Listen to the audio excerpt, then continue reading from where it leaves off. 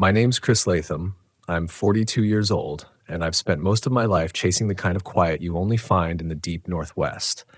When you drive out far enough that the gas stations stop showing prices and the pine needles start covering the road like a carpet, that's where I like to park my RV for the night. I thought I knew this land. The fog, the first, the deep hum of rain that never quite stops.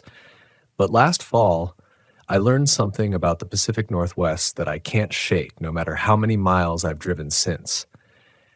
It started near Mount St. Helens. That place already feels haunted before you even see it. The ground hums differently there. You can feel it in the steering wheel, like the mountain is breathing underneath. I'd driven up from Portland, planning to spend a week dry camping off Forest Road 81, a quiet patch near Merrill Lake where the trout jump at dawn and you can hear elk bugling after dark. I'd been there a few years before, but this time something felt off. Even before I parked, I noticed the forest seemed watchful. The fog didn't drift like it used to. It clung to the trees, heavy and low, like it had weight. I remember thinking, this fog doesn't want to move. I brushed it off, though.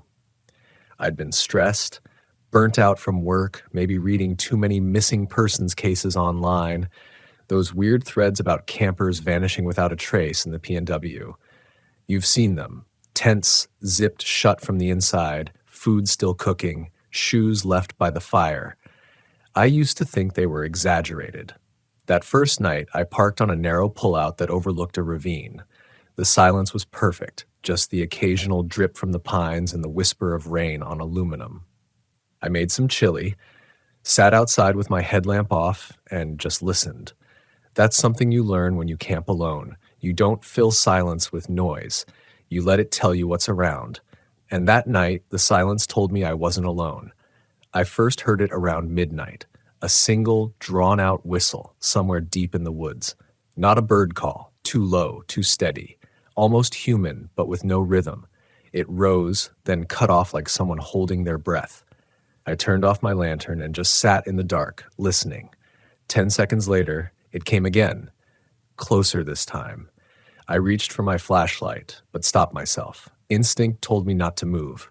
The whistle shifted direction, coming from downhill now, like whoever or whatever it was had circled without sound. The rain had stopped, but I swear I heard soft footsteps on wet leaves hammering, but I told myself it was an animal. Elk. Maybe a coyote.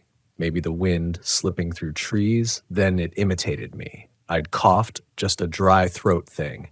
And 2 seconds later, from down in the ravine, I heard the exact same cough. The same length, the same tone. That's when I locked the RV door. I barely slept that night.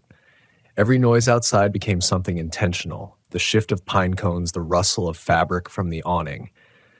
At around 3 a.m., I finally drifted off, but not before catching a glimpse through the fogged window of what I thought was a lantern light moving through the trees. It was too far to be a hiker, too steady to be a phone. Just a faint, amber glow swaying side to side, then vanishing when I blinked. The next morning, I told myself it was fatigue. Fear can bend sound and light in ways you don't notice until daylight exposes how small the world really is. But when I stepped outside, something felt violated. The ground around my RV had fresh prints, bare footprints, human-shaped but wrong somehow. The toes were long, too long, the arches deep.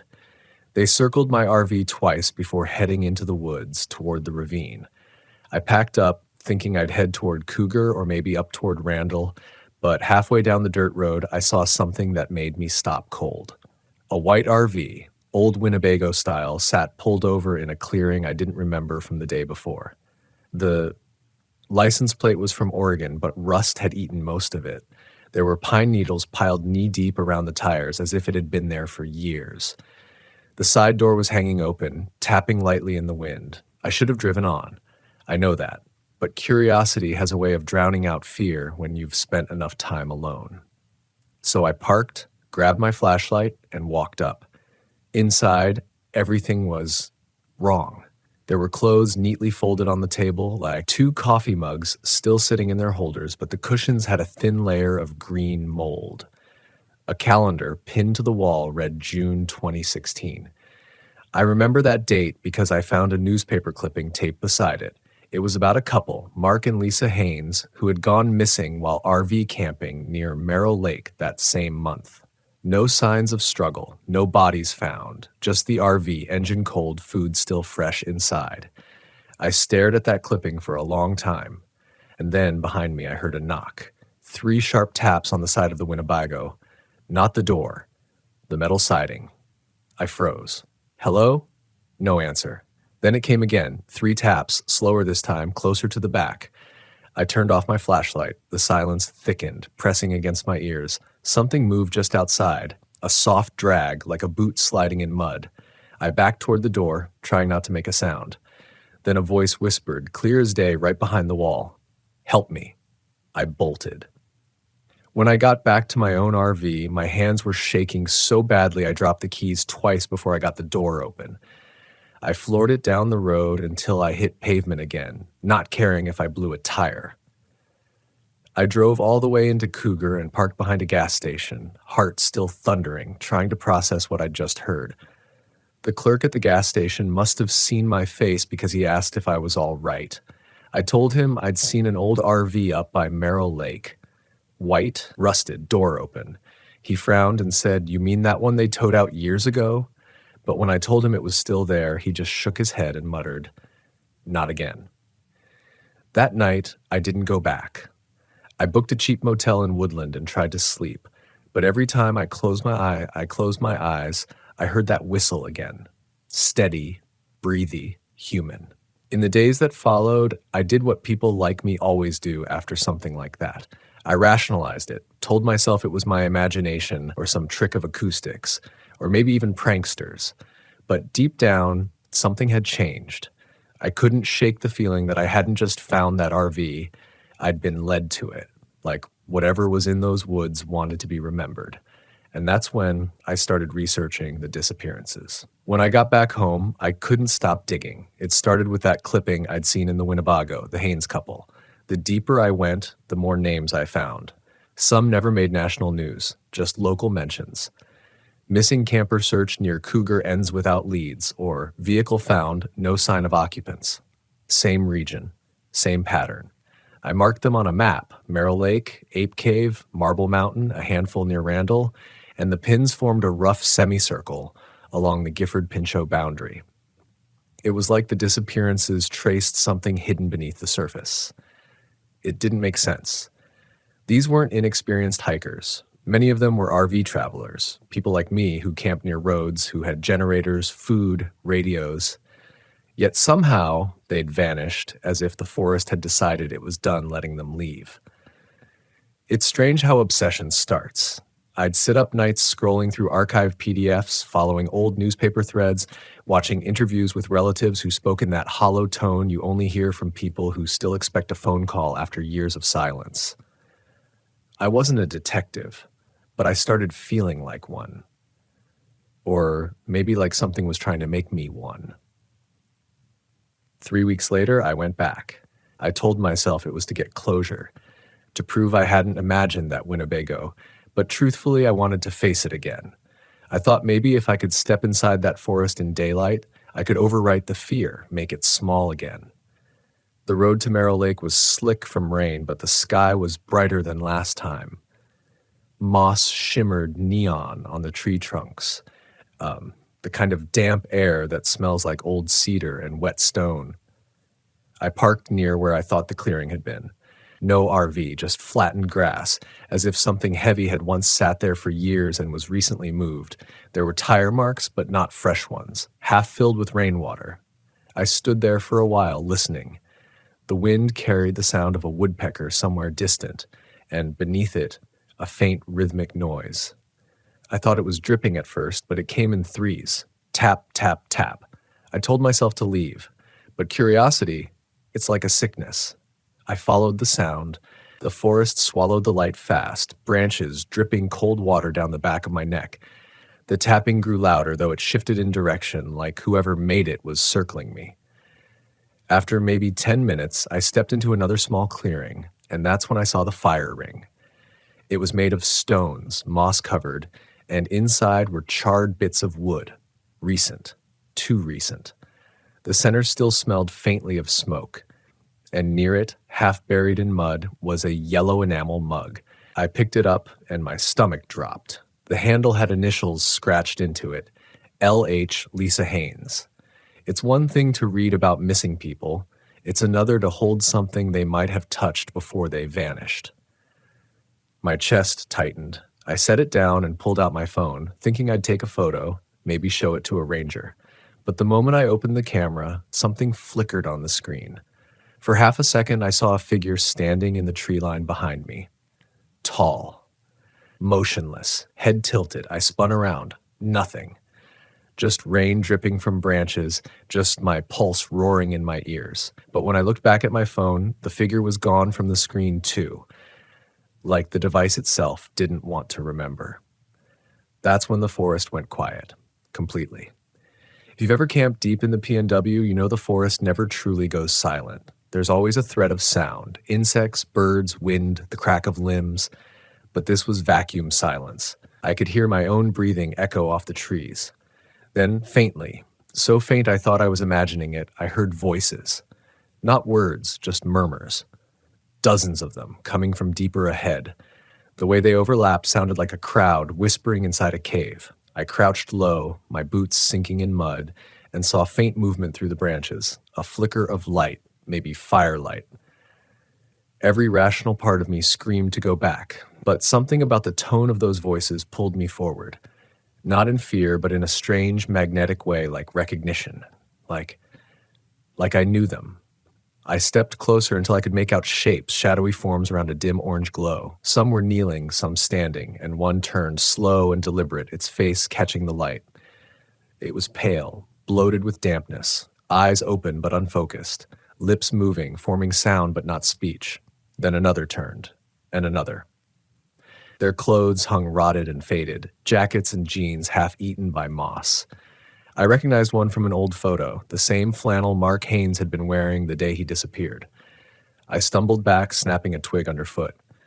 The whispering stopped. Every head turned toward me. I didn't think. I just ran. Branches lashed my face, roots snagged my boots, but adrenaline carried me through the trees. Behind me, I could hear splashing footsteps, too many to count, slapping the mud in unison. No shouts, no screams, just that horrible synchronized rhythm, like the forest itself was moving after me. By the time I reached my RV, the rain was pouring again. I slammed the door, locked it, turned the key. My headlights flashed across the trees, and for an instant I saw them at the edge of the road. Not close, but close enough, standing still, all facing me. And just before I peeled out, one of them lifted a hand, not to wave, to point, straight at me. I drove until my gas gauge screamed. Didn't stop until I reached Randall, where I parked in an empty lot and sat shaking, trying to understand what I'd seen. When dawn finally broke, I looked around, half expecting to see footprints or fog pressed against the windows.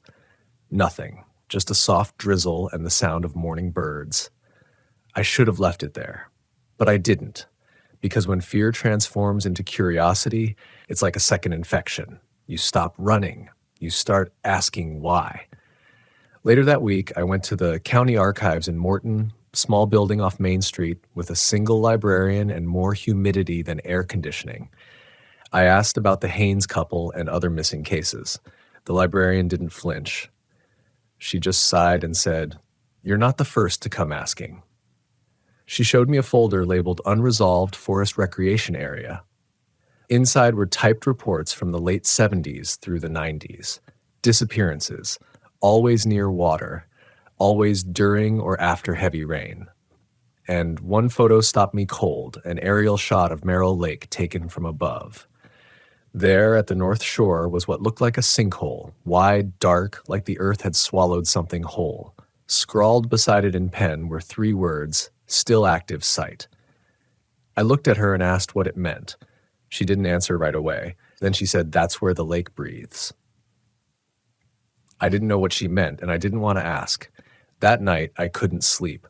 I kept thinking about those figures, those whispers, and how when I'd heard them, I hadn't just felt fear. I'd felt familiarity. Like some part of me recognized their voices, not from memory, but from somewhere deeper. And that's when the calls started. The first came at 2:14 a.m., unknown number. Static at first, then a faint whistle. Same pitch, same tone, the same sound from the woods. I hung up. 2 minutes later, another call. This time, silence. Then a voice, a woman's, whispered, "You came back." I didn't sleep that night. I sat there, back against the RV door, watching the dark glass of the window reflect a faint image of myself that didn't seem still. It pulsed with every passing car that wasn't really there. The next morning, I changed my number. New SIM card, new service provider. It didn't matter. The calls came through anyway. Always at night. Always the same pattern. Static first, then that low whistle like someone exhaling through cupped hands. I stopped answering, but even when I let it ring, the sound bled through. My phone vibrated with a kind of insistence, like it was alive, like it wanted me to pick up. And the few times I did, the voice never changed. Sometimes it was a woman whispering my name. Sometimes it was a man repeating my last words back to me a second too late. Once it was just breathing. Slow. Wet. I thought about going to the police, but how do you explain something like that without sounding unhinged? "Hey, I think the missing people from the forest are calling me from somewhere under Merrill Lake. They'd lock me up faster than they'd listen." So I drove north. I told myself it was to get distance, to clear my head. I took Highway 12 toward Packwood, then detoured through Mount Rainier National Park. The landscape shifted the deeper I went, moss giving way to snowmelt streams, then dense timber again. It was the kind of place where your GPS cuts out, where the fog rolls in faster than you can think. Somewhere near Ohanapekosh, I stopped for fuel. The ranger station there was small, almost forgotten, with a wooden sign half eaten by lichen. An older man in a khaki jacket was sweeping the porch. He had that quiet look, the kind people get when they've been living too close to silence for too long. "You're far out," he said when he saw me. "Not a lot of RVs this deep this time of year." I nodded, hesitant. "You ever hear about the disappearances around Merrill Lake, maybe back in the day?" His broom stopped mid-sweep. He looked at me, then set it down slowly. "You don't want to chase that story, son." "I already did," I said. It chased back. He exhaled through his nose and gestured for me to come inside. The cabin smelled like wet bark and coffee grounds. He poured a cup, handed it to me, then sat on a stool near the wood stove. "Used to be a ranger," he said. "Back in the 80s. We lost one of our own out there. A guy named Darren Pike. Went missing same week as a couple campers. They said he went looking for them, never came back." "What happened to him?" I asked. "No one knows. They found his radio 3 miles from the lake. Battery dead. The last transmission he made said he heard someone calling his name from the water." He leaned forward, his voice dropping to a near whisper. "You ever seen the fog roll off Merrill Lake at dusk?" I nodded. "That's not fog," he said. "That's breath." The wood stove popped, a spark landing on the metal grate like punctuation. I left that cabin with my heart racing, not because of what he said, but because when I told him my name, he froze, eyes gone wide, hand trembling. "Chris Latham?" he repeated, like testing the sound. "Yeah," I said. He swallowed hard, set down his mug, and said, "That was the name of one of the campers who went missing in 2016. I laughed at first. Nervous reflex. Maybe another Chris Latham. It's not that uncommon. But he just looked at me, unmoving, as if trying to decide whether to believe what he was seeing. I left before the light faded, but his words stuck to me like sap. The whole drive, my reflection in the windshield looked unfamiliar. The lines of my face didn't feel like mine. Every mile deeper into the forest felt heavier, slower. By nightfall, I reached an old Forest Service lot near Stevens Canyon. Nobody else there, just me and the trees and a sky thick with clouds. I parked, turned off the engine, and sat in silence.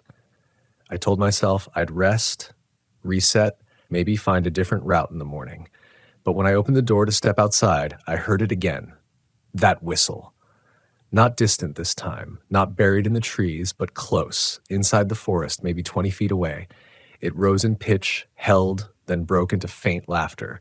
Not hysterical, not mocking, more like recognition, like someone finding an old friend. I slammed the door shut, killed the lights, and waited. Minutes dragged. Then knock. 3 taps, same rhythm as before. I held my breath. The RV's walls felt thinner than paper. I could hear the rain sliding down them like fingers. Another knock, closer this time. Then a voice, right beside the window, whispering through the glass, "Open the door." I turned on every light inside and grabbed my phone, trying to call anyone. No signal. The screen flickered, then went black. I stared at my reflection in the dead screen, heart hammering, and for a split second I saw movement behind me. A shape. Tall, wet, with eyes that didn't reflect the light. I spun around, but the space was empty, just the echo of water dripping from the ceiling vent. Then the radio, my old CB I hadn't touched in months, crackled to life. "Chris!" Static. "You came back." The voice was the same as the one from the phone, the same cadence, the same whisper that somehow wasn't coming from outside. And behind that whisper, faintly, barely there, were other voices. Layers of them, like a crowd humming underwater. I turned the volume down, but it didn't stop. The voices seeped through even when the radio was off, through the vents, through the rain, through me. I don't remember falling asleep that night, but I woke before dawn to a light so bright it painted the walls white. I thought it was sunrise, but when I stepped outside, the light wasn't coming from the sky. It was coming from the woods. A soft, golden glow pulsing in the mist, like lanterns moving between the trees. Dozens of them, flickering, floating low to the ground. I thought about the night at Merrill Lake, the amber light swaying in the fog, and a cold certainty filled me. They weren't lanterns. They were eyes. Every instinct screamed at me to leave, but my body wouldn't move. The glow drifted closer, slow and deliberate, until the first one broke the tree line. It wasn't a light at all. It was a face. Wet, colorless, half-rotted.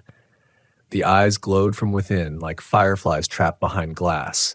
The mouth hung open, soundless, but the air around it vibrated with whispers. More figures followed, dozens now, moving in slow, jerking motions like marionettes pulled through water. They stopped just short of the clearing, all facing me, heads tilted. One stepped forward. The woman from the calls, her skin gray, her hair plastered with mud, and in her hand, my phone. She lifted it, screen glowing faintly through the rain, and said in that same soft tone, "It's time to remember." Then everything went dark. When I came to, the air was cold and thick, like breathing through water. My first thought was that I was still in the RV. My second was that I wasn't. The ceiling above me wasn't metal. It was bark. Long strips of cedar curved inward like the ribs of a wooden cage. My flashlight was gone. My phone, too. Only the dull orange glow from somewhere behind me lit the walls. I pushed myself upright. The smell hit me first. Damp earth, algae, and something sweet, metallic. My boots sank into mud. Every movement felt slow, delayed, like the world was a few seconds out of sync. I called out, "Hello?" And my own voice came back to me in a whisper that wasn't mine. Same pitch, same tone, but half a beat later, like something was repeating me. I turned toward the light. The chamber opened into a wider hollow, roots twisted into archways. In the center, water pooled in a shallow basin, perfectly still except for the occasional ripple from above. Something glowed beneath it. A soft, pulsing light. At the edge of the pool stood figures, not quite solid, not quite shadow. Their outlines wavered with the movement of the light below, as if they were made of the same substance. I recognized one immediately. Mark Haynes. His face was pale, but his eyes were open, focused, alive in a way that shouldn't have been possible. He looked at me. "You shouldn't have come back." My mouth went dry. "Where am I?" He tilted his head, that slow, deliberate motion I'd seen before. "You already know." Behind him, the water rippled, and I saw my reflection, only it wasn't mine. The man staring back had the same face, but older, weathered, the eyes dimmer. "What is this?" I said. "The lake remembers," Mark whispered. "It keeps what it's owed." Something moved beneath the surface, slow, massive, circling.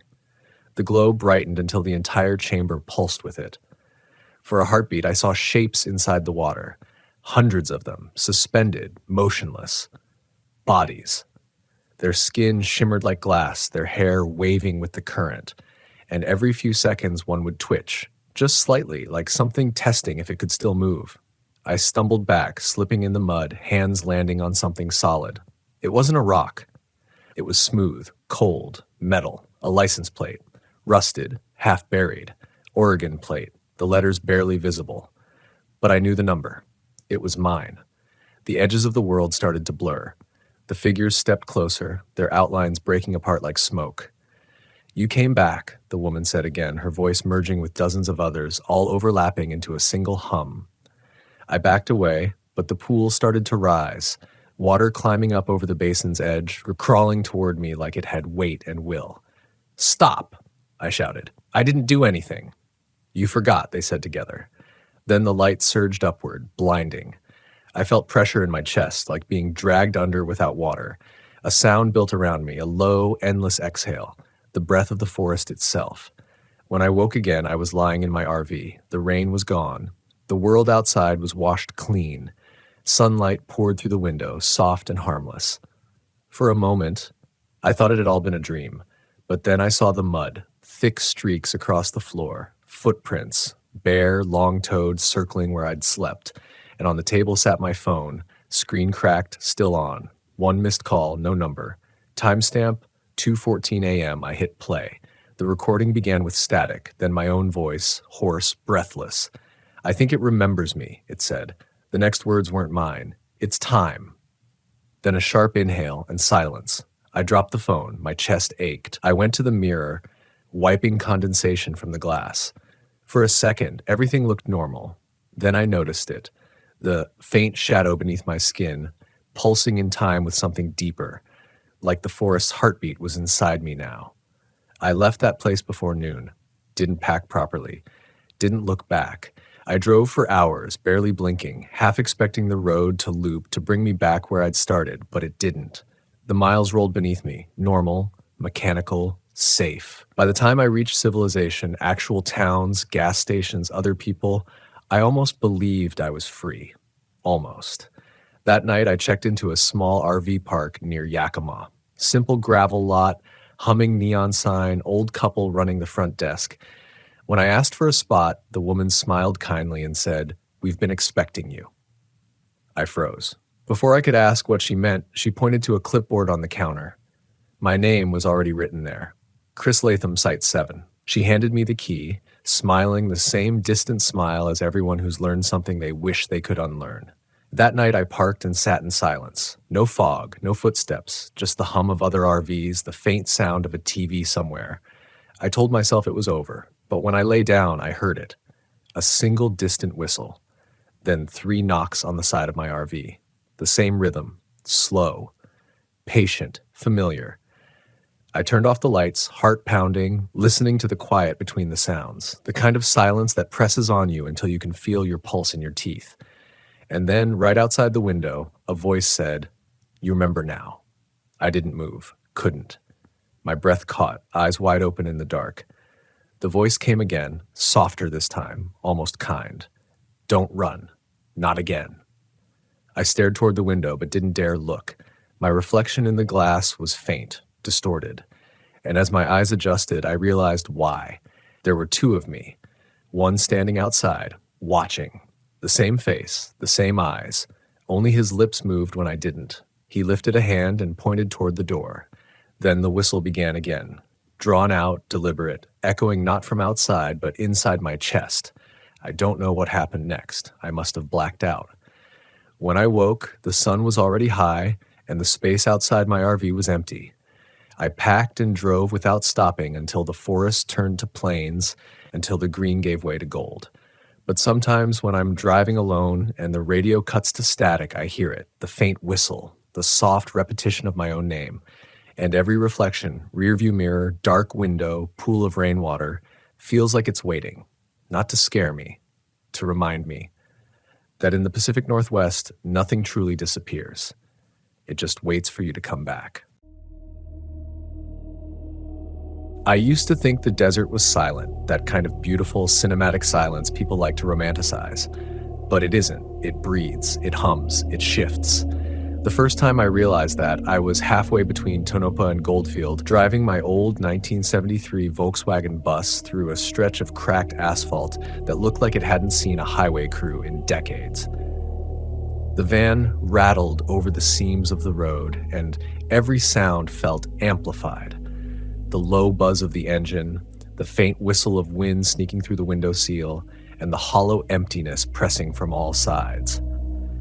I wasn't planning on staying anywhere long. I'd been on the road for 6 weeks, documenting forgotten campsites across the American West, places that used to be full of life, laughter, the smell of charcoal and gasoline, now just outlines of where humanity once lingered.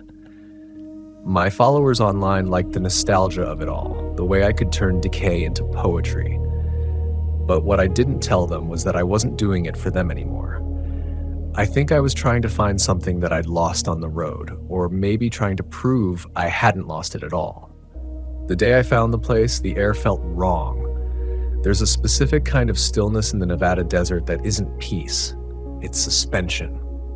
The light looks frozen. The horizon stops moving. Even the wind seems to wait for you to notice it. I pulled off when I saw a battered sign just past a dry wash. Sage Hollow RV Park. Stay the night. The exclamation mark was faded almost to nothing, but I could still see the outline of painted letters under layers of dust. The dirt road leading in was narrow and pitted. Every turn felt like a dare. I shifted down, creeping past sagebrush that scraped against the side panels, the smell of dust and oil mingling with the faint sweetness of creosote after a recent storm. When I crested the final rise, I saw the remains of the park, maybe 24 concrete pads arranged in a semicircle, half-buried electrical hookups leaning like broken necks, and a skeletal office shack with its windows blown out. And yet, there were signs someone had been there recently. A fresh tire track ran across the gravel, not deep but distinct, and a discarded gas can rested near the office door. I parked my Volkswagen on the edge of the lot, turned off the ignition, and waited. The ticking of the cooling engine filled the silence. I listened for movement. Nothing. I told myself it was probably a prospector or some other drifter like me. This state was full of them. Men who never quite left the old mining trails, women living out of trucks with solar panels rigged to the roof, chasing solitude like it owed them something. But even as I set up camp, I felt the air pulling against me, like the atmosphere itself was stretched too thin, and every sound carried too far.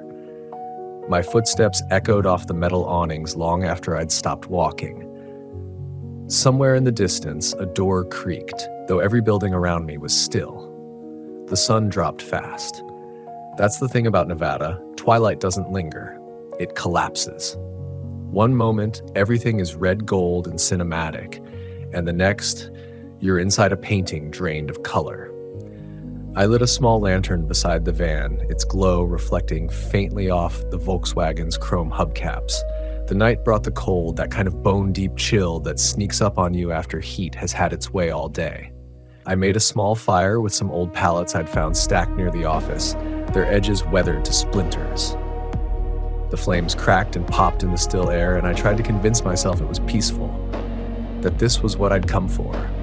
Silence, isolation, the kind of emptiness that lets you think straight again. Then, around midnight, I heard the first sound. It came soft, distant, like the faint, rhythmic thud of something heavy bumping against wood.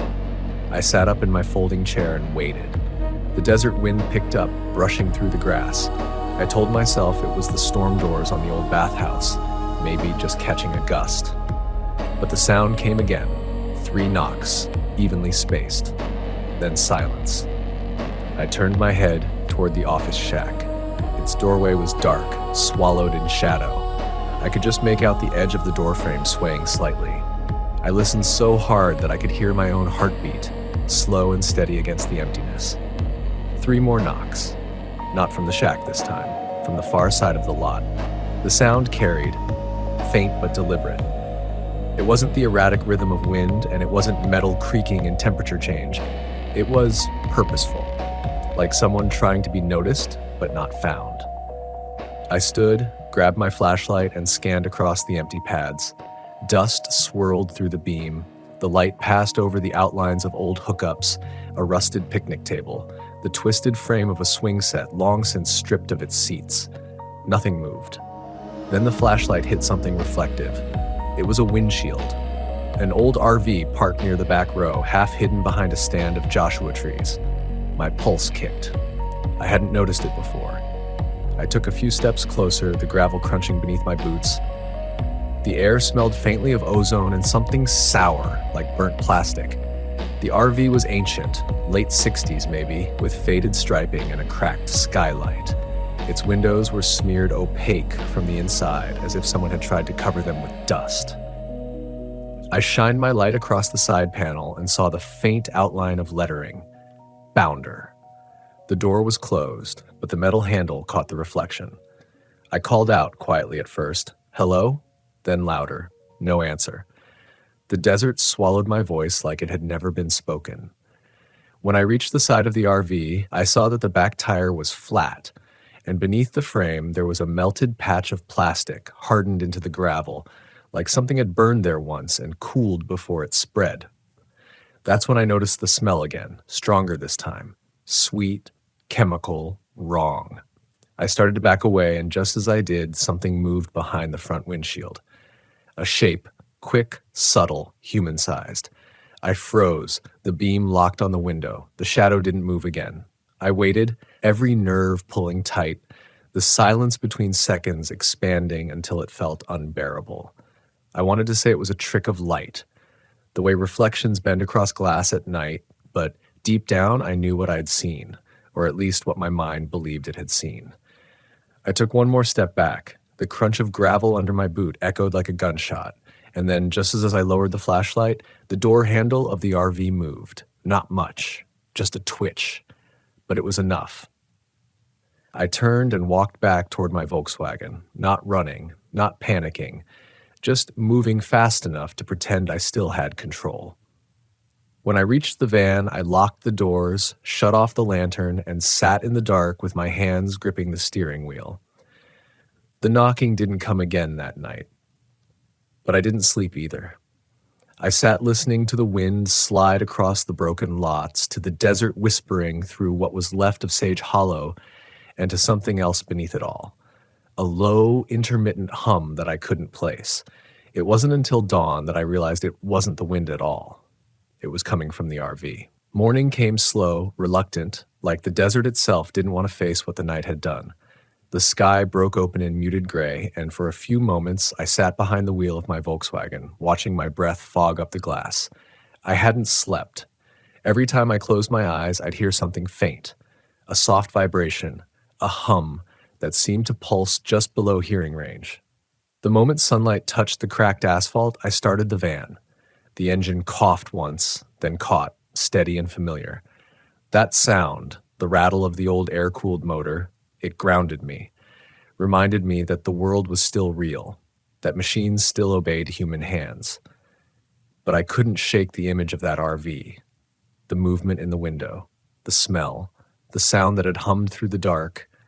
I could have left right then, driven toward Goldfield, grabbed breakfast at the diner by the old gas station, and told myself none of it happened. Instead, I shut off the engine. Maybe curiosity is just a slower kind of self-destruction. I stepped out into the morning air, which was colder than it had any right to be. The desert light was flat, colorless, like the world had been desaturated overnight. The fire pit was cold, my lantern burned out. The wind carried the faint metallic rattle of the old flagpole near the entrance. I walked back toward the RV.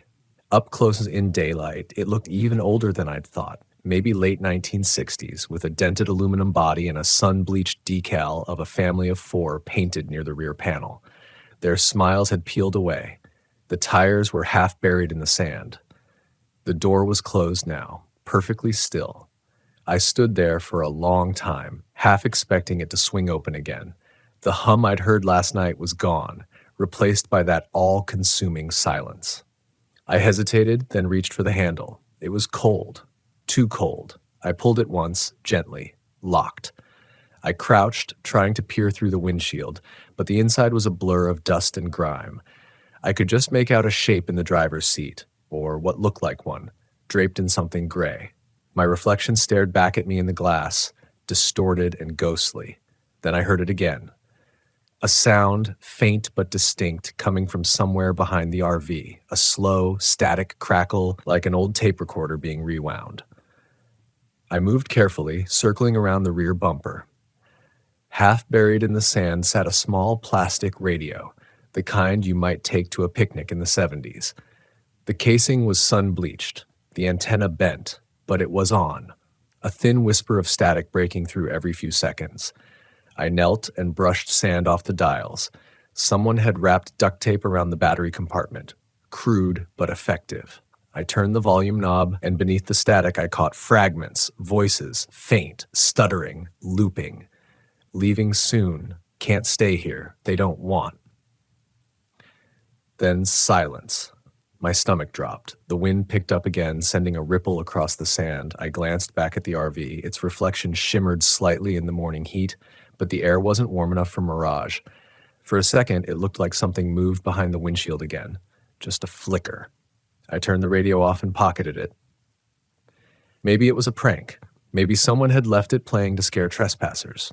But the longer I stood there, the more the air around me began to feel occupied. Not hostile exactly, but aware. I backed away from the RV and looked toward the office shack. There was a wooden board nailed across the door, but one corner hung loose. Faded stickers and torn flyers clung to the walls. Old campground permits, lost pet notices, an advertisement for a local bluegrass festival that probably hadn't happened since the Clinton years.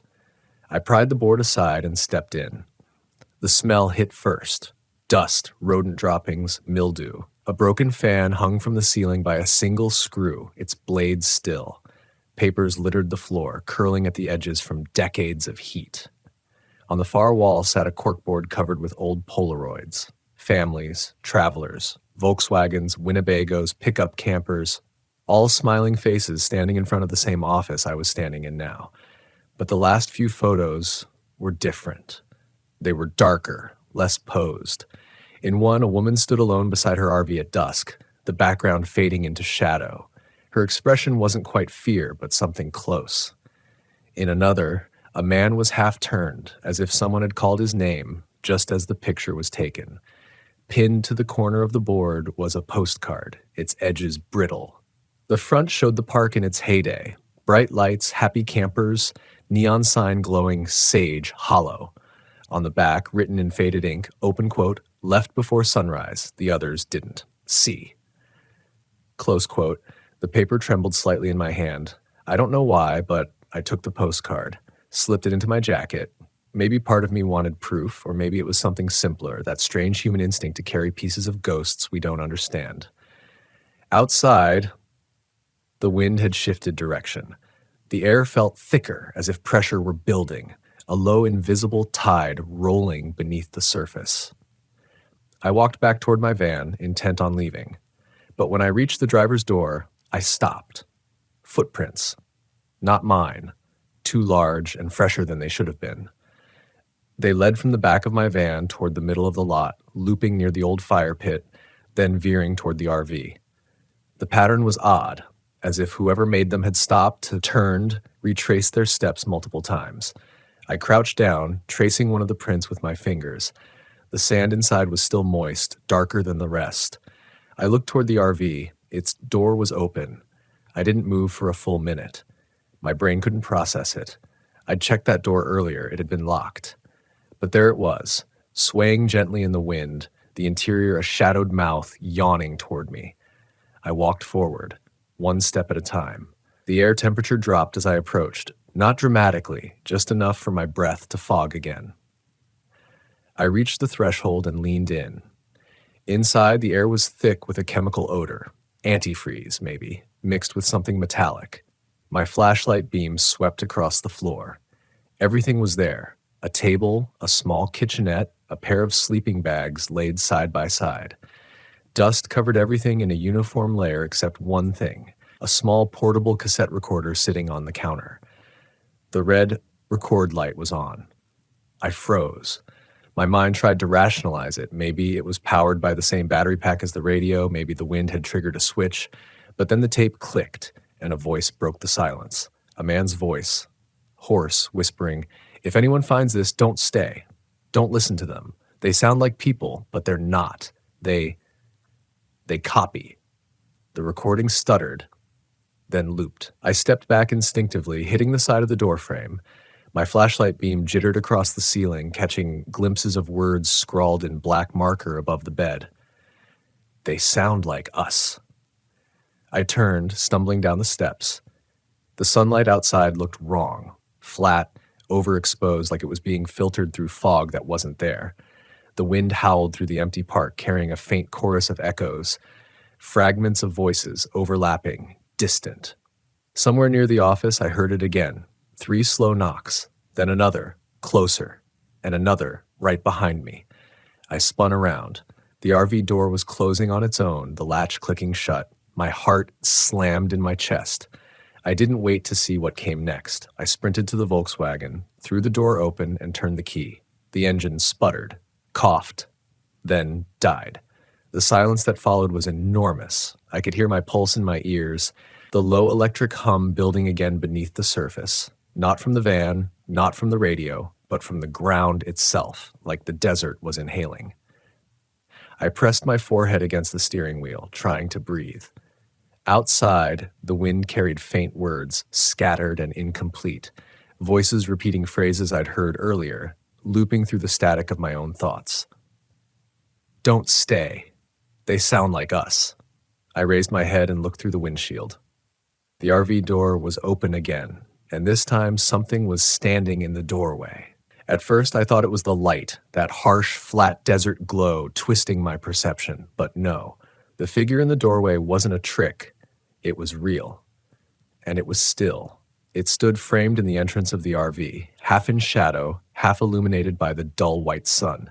Its outline was human, but wrong somehow. The posture too stiff, the head tilted slightly to the side, as if listening to something I couldn't hear.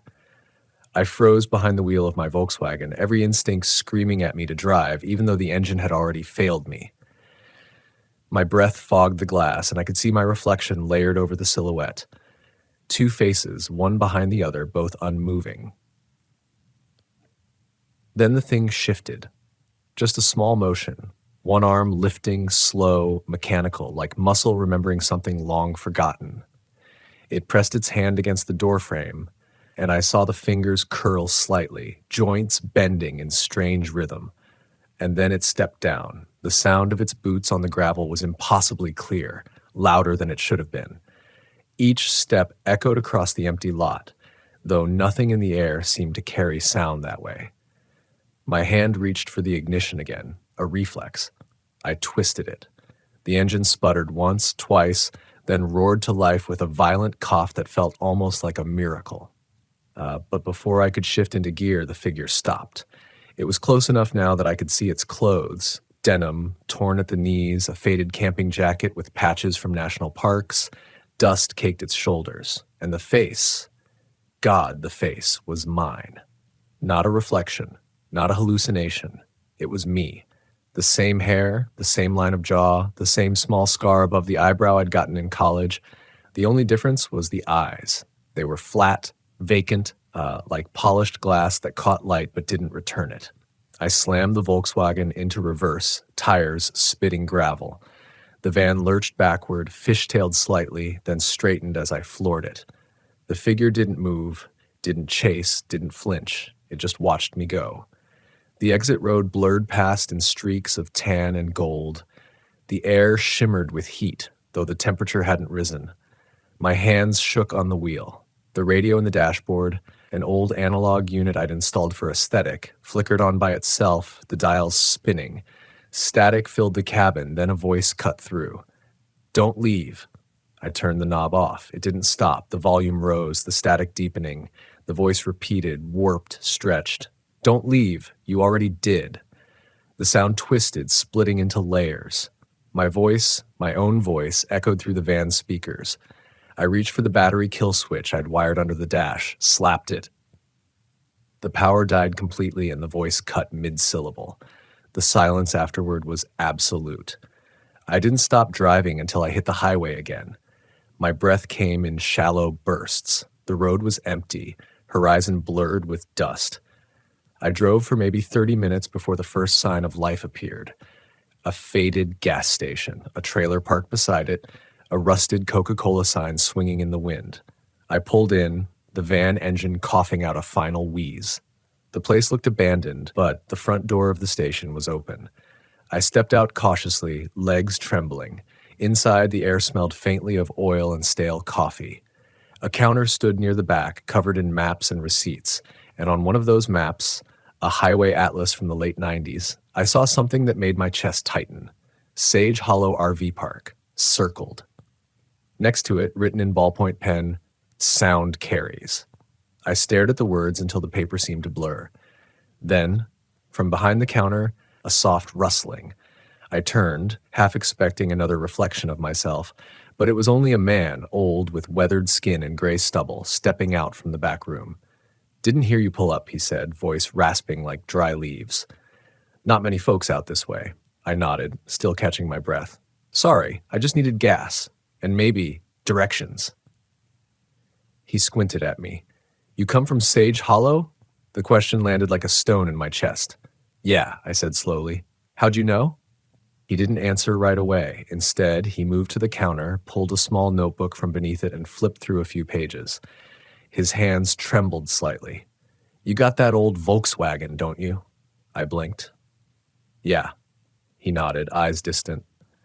"You're the third one." My throat tightened. "The third what?" He didn't look up. "Third one to come through here talking about voices, about seeing yourself." The words felt heavy, like the air itself pressed down on me. "What happened to the others?" He hesitated, then shut the notebook. "Didn't stay gone, I guess."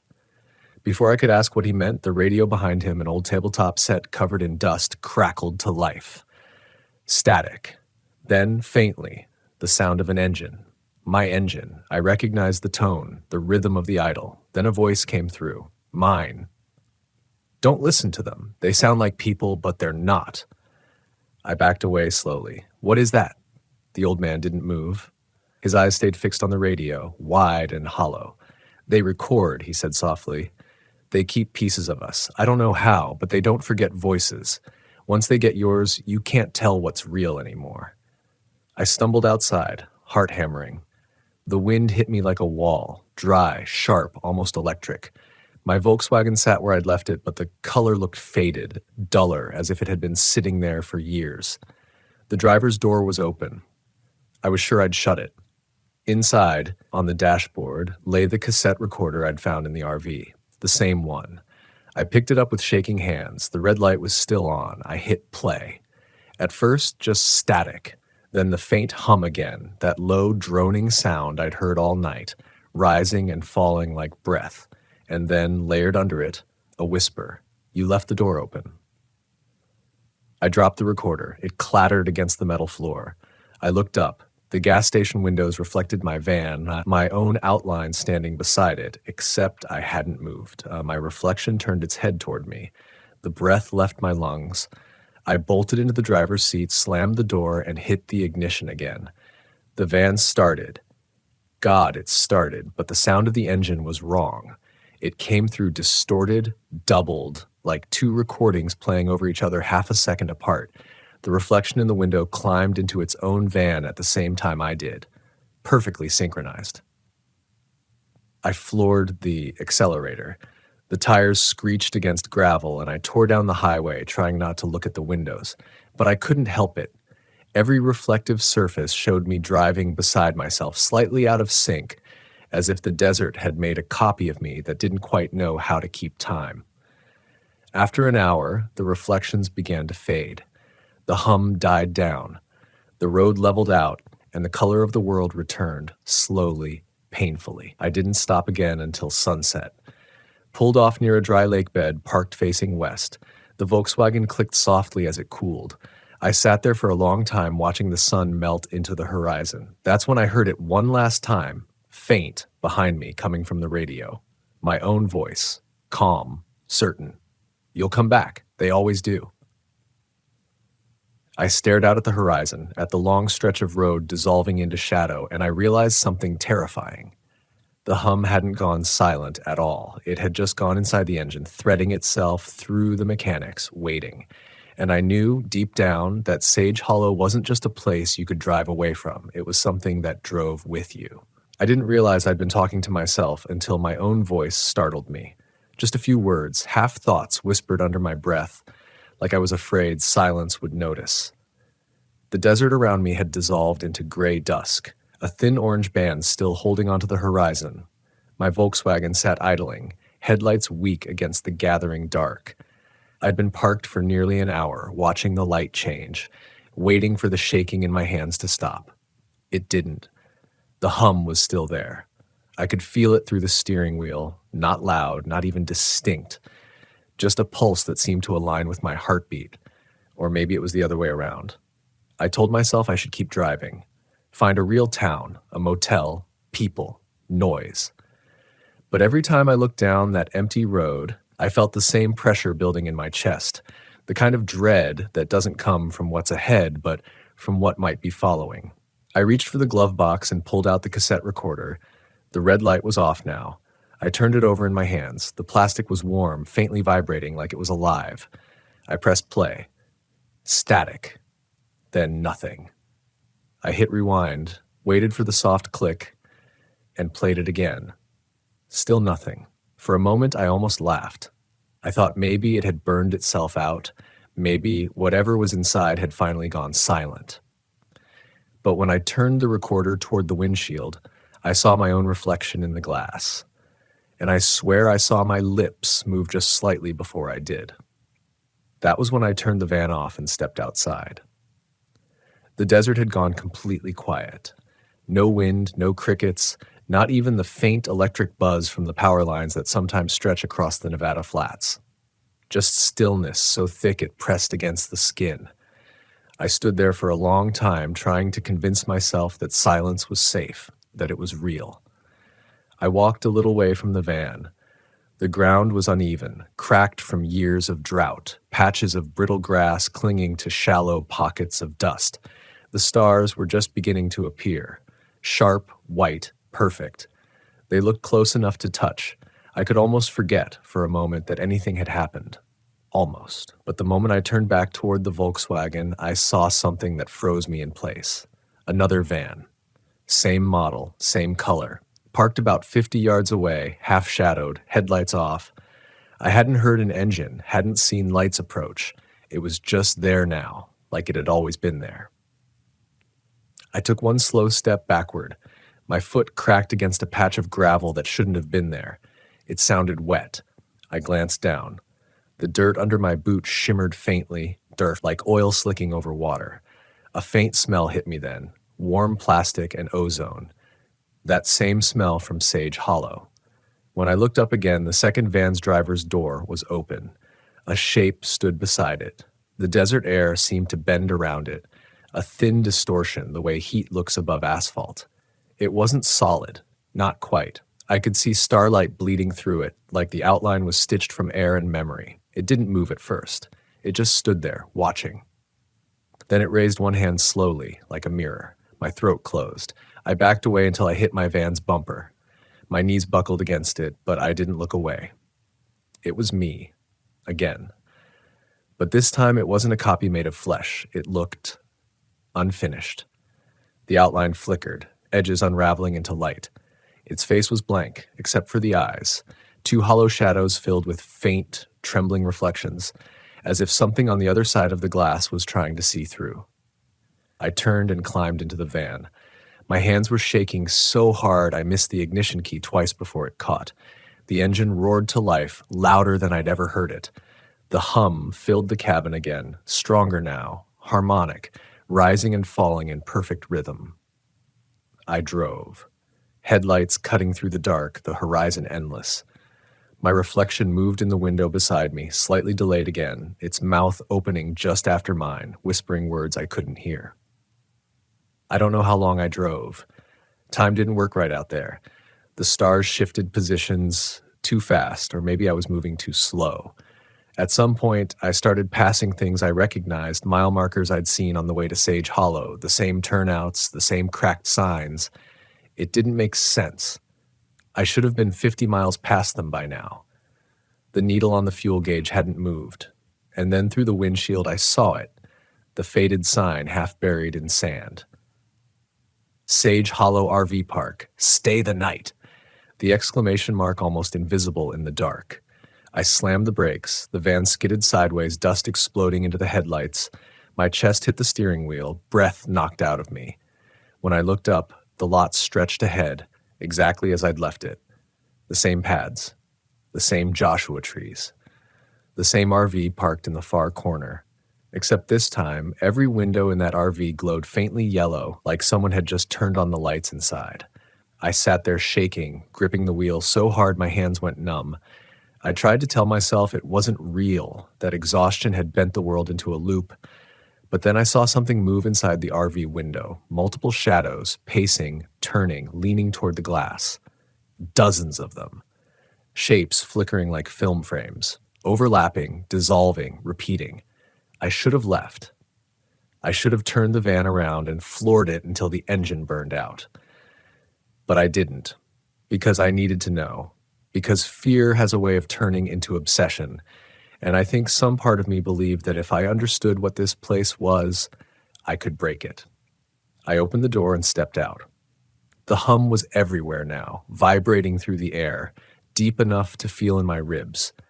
The headlights of my van dimmed, flickered. I walked toward the RV, each step slow, deliberate. The closer I got, the more the sound changed. It wasn't a hum anymore. It was voices, layered, distorted, overlapping in fragments. You already did.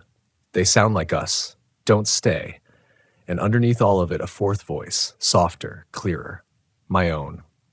We never left. I reached the door of the RV. The handle was warm this time, almost burning. I pulled it open. Light poured out, not bright, just steady, golden, like the glow of a memory refusing to die. Inside were rows of Polaroids lining the walls, hundreds of them. Families, campers, travelers, all frozen in the same half smile. But when I looked closer, every face was wrong, blurred at the edges as if erased and redrawn. Near the front, an old reel-to-reel tape machine turned slowly, spools spinning. The sound that came from it wasn't music or voice. It was breath, layered breathing, overlapping until it became rhythm. On the counter beside it, a single photograph lay face down. I picked it up. It was me, standing beside my Volkswagen, smiling. The photo looked old, yellowed, like it had been taken decades ago. In the background, behind the van, stood another me. I dropped the photo and stumbled backward out the door. The wind hit me full in the face, hot and sharp. The hum grew to a roar, swallowing the night. I ran to my van, jumped inside, turned the key. The engine started instantly. But as I drove, I saw movement in every reflective surface. The windows, the mirrors, the chrome trim, faces, mine and others, flickering in and out like the glass itself remembered. The hum followed, softer now, like a lullaby. By the time dawn came, I was somewhere near Goldfield again. I pulled over beside a rest stop and killed the engine. The world was quiet. Birds were singing. Sunlight glinted off the hood like nothing had ever happened. And yet, when I turned the radio on, it played without static, perfectly clear. A man's voice, calm, steady, too familiar. Left before sunrise. The others didn't. I shut it off. For a long time, I just sat there, breathing. The world outside looked ordinary again. Gas stations, dust trails, the endless horizon of Nevada. But every time I close my eyes, I still see that RV, the lights inside, the shadows that wore my face. I don't talk about it anymore when people ask about my trips. I tell them the same safe version, that I document forgotten campgrounds, that I travel alone, that the silence out there changes you. All of it's true, just not the whole truth.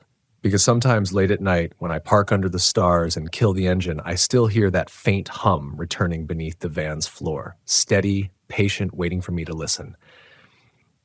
And I realize Sage Hollow never ended. It just moved with me. Every reflection, every echo, every familiar sound in the dark, they're not memories. They're the ones who never left.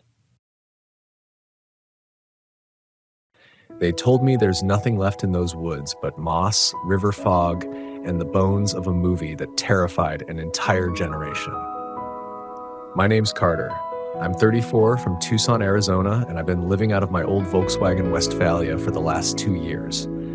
I film and document abandoned filming locations, places that once held fear, love, or imagination.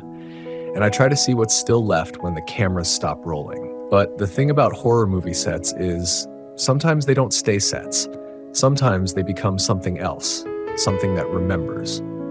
This time, my map pointed me to Burkittsville, Maryland, the real-life site where the Blair Witch Project was filmed back in the late 90s. The kind of place that looks peaceful at first, rolling hills, farmland, quiet creeks. But something about it hums wrong when you stop moving. The air tastes old. I parked my Volkswagen at a dirt turnout not far from Black Hills Forest, where the film's fictional events supposedly took place. The locals didn't like talking about it. The woman at the diner in town, white hair pulled back, glasses fogged from coffee steam, just said, "People still go missing in there. You be smart, boy." I smiled, told her I'd just be camping one night. She didn't smile back. The road into the forest was narrow, half swallowed by vines. My VW groaned on the climb, the trees knitting together overhead like a roof. When I finally stopped, the world went silent. No birds, no wind. Just the faint ticking of my engine cooling down. It's strange how silence itself can sound alive, like it's waiting. I set up camp, small fire, folding chair, camera on a tripod to film some then versus now footage for my channel. The first few hours were easy, just a man, his van, and the dense Maryland woods. But around dusk, when the light turned that muddy gray, I realized how far away from town I really was. The trees here don't sway, they lean, and every direction looks the same. I tried to keep filming, talking into the lens about how this was the kind of quiet that the Blair Witch crew must have felt before they started losing it. But halfway through, my own words started to feel rehearsed, like I was copying the fear of other people instead of listening to my own. Then I heard it, soft and rhythmic, a tapping. It came from somewhere behind the van, light at first, like the sound of a stick brushing metal. I turned on my flashlight, sweeping it through the dark. Nothing. I laughed it off, told the camera it was probably a squirrel or a branch. But when I turned back to pack up, the tapping started again, closer this time, higher pitched. Tick, tick, tick. The sound was coming from the inside of the van. I froze. My heart started to hammer in that way where you can feel it in your fingertips. Slowly, I opened the side door. Nothing moved. My bedding was fine. My cooking gear was fine, but my map was gone. It wasn't far. I found it a few feet away from the van, pinned to a tree with a small bundle of twigs tied beside it. The twigs were bound in a pattern, 3 sticks crossed and looped with grass. I'd seen it before. Every horror fan has. The symbol of the Blair Witch. I wanted to believe it was someone's joke, some local prank for YouTubers like me, but no one had followed me in. I was sure of that. As night dropped, I built up the fire and kept the camera rolling, whispering into it like the darkness would listen better if I spoke softly. "This place doesn't want to be remembered," I said. "It wants to be felt." The wind shifted then, fast, cold, and wrong.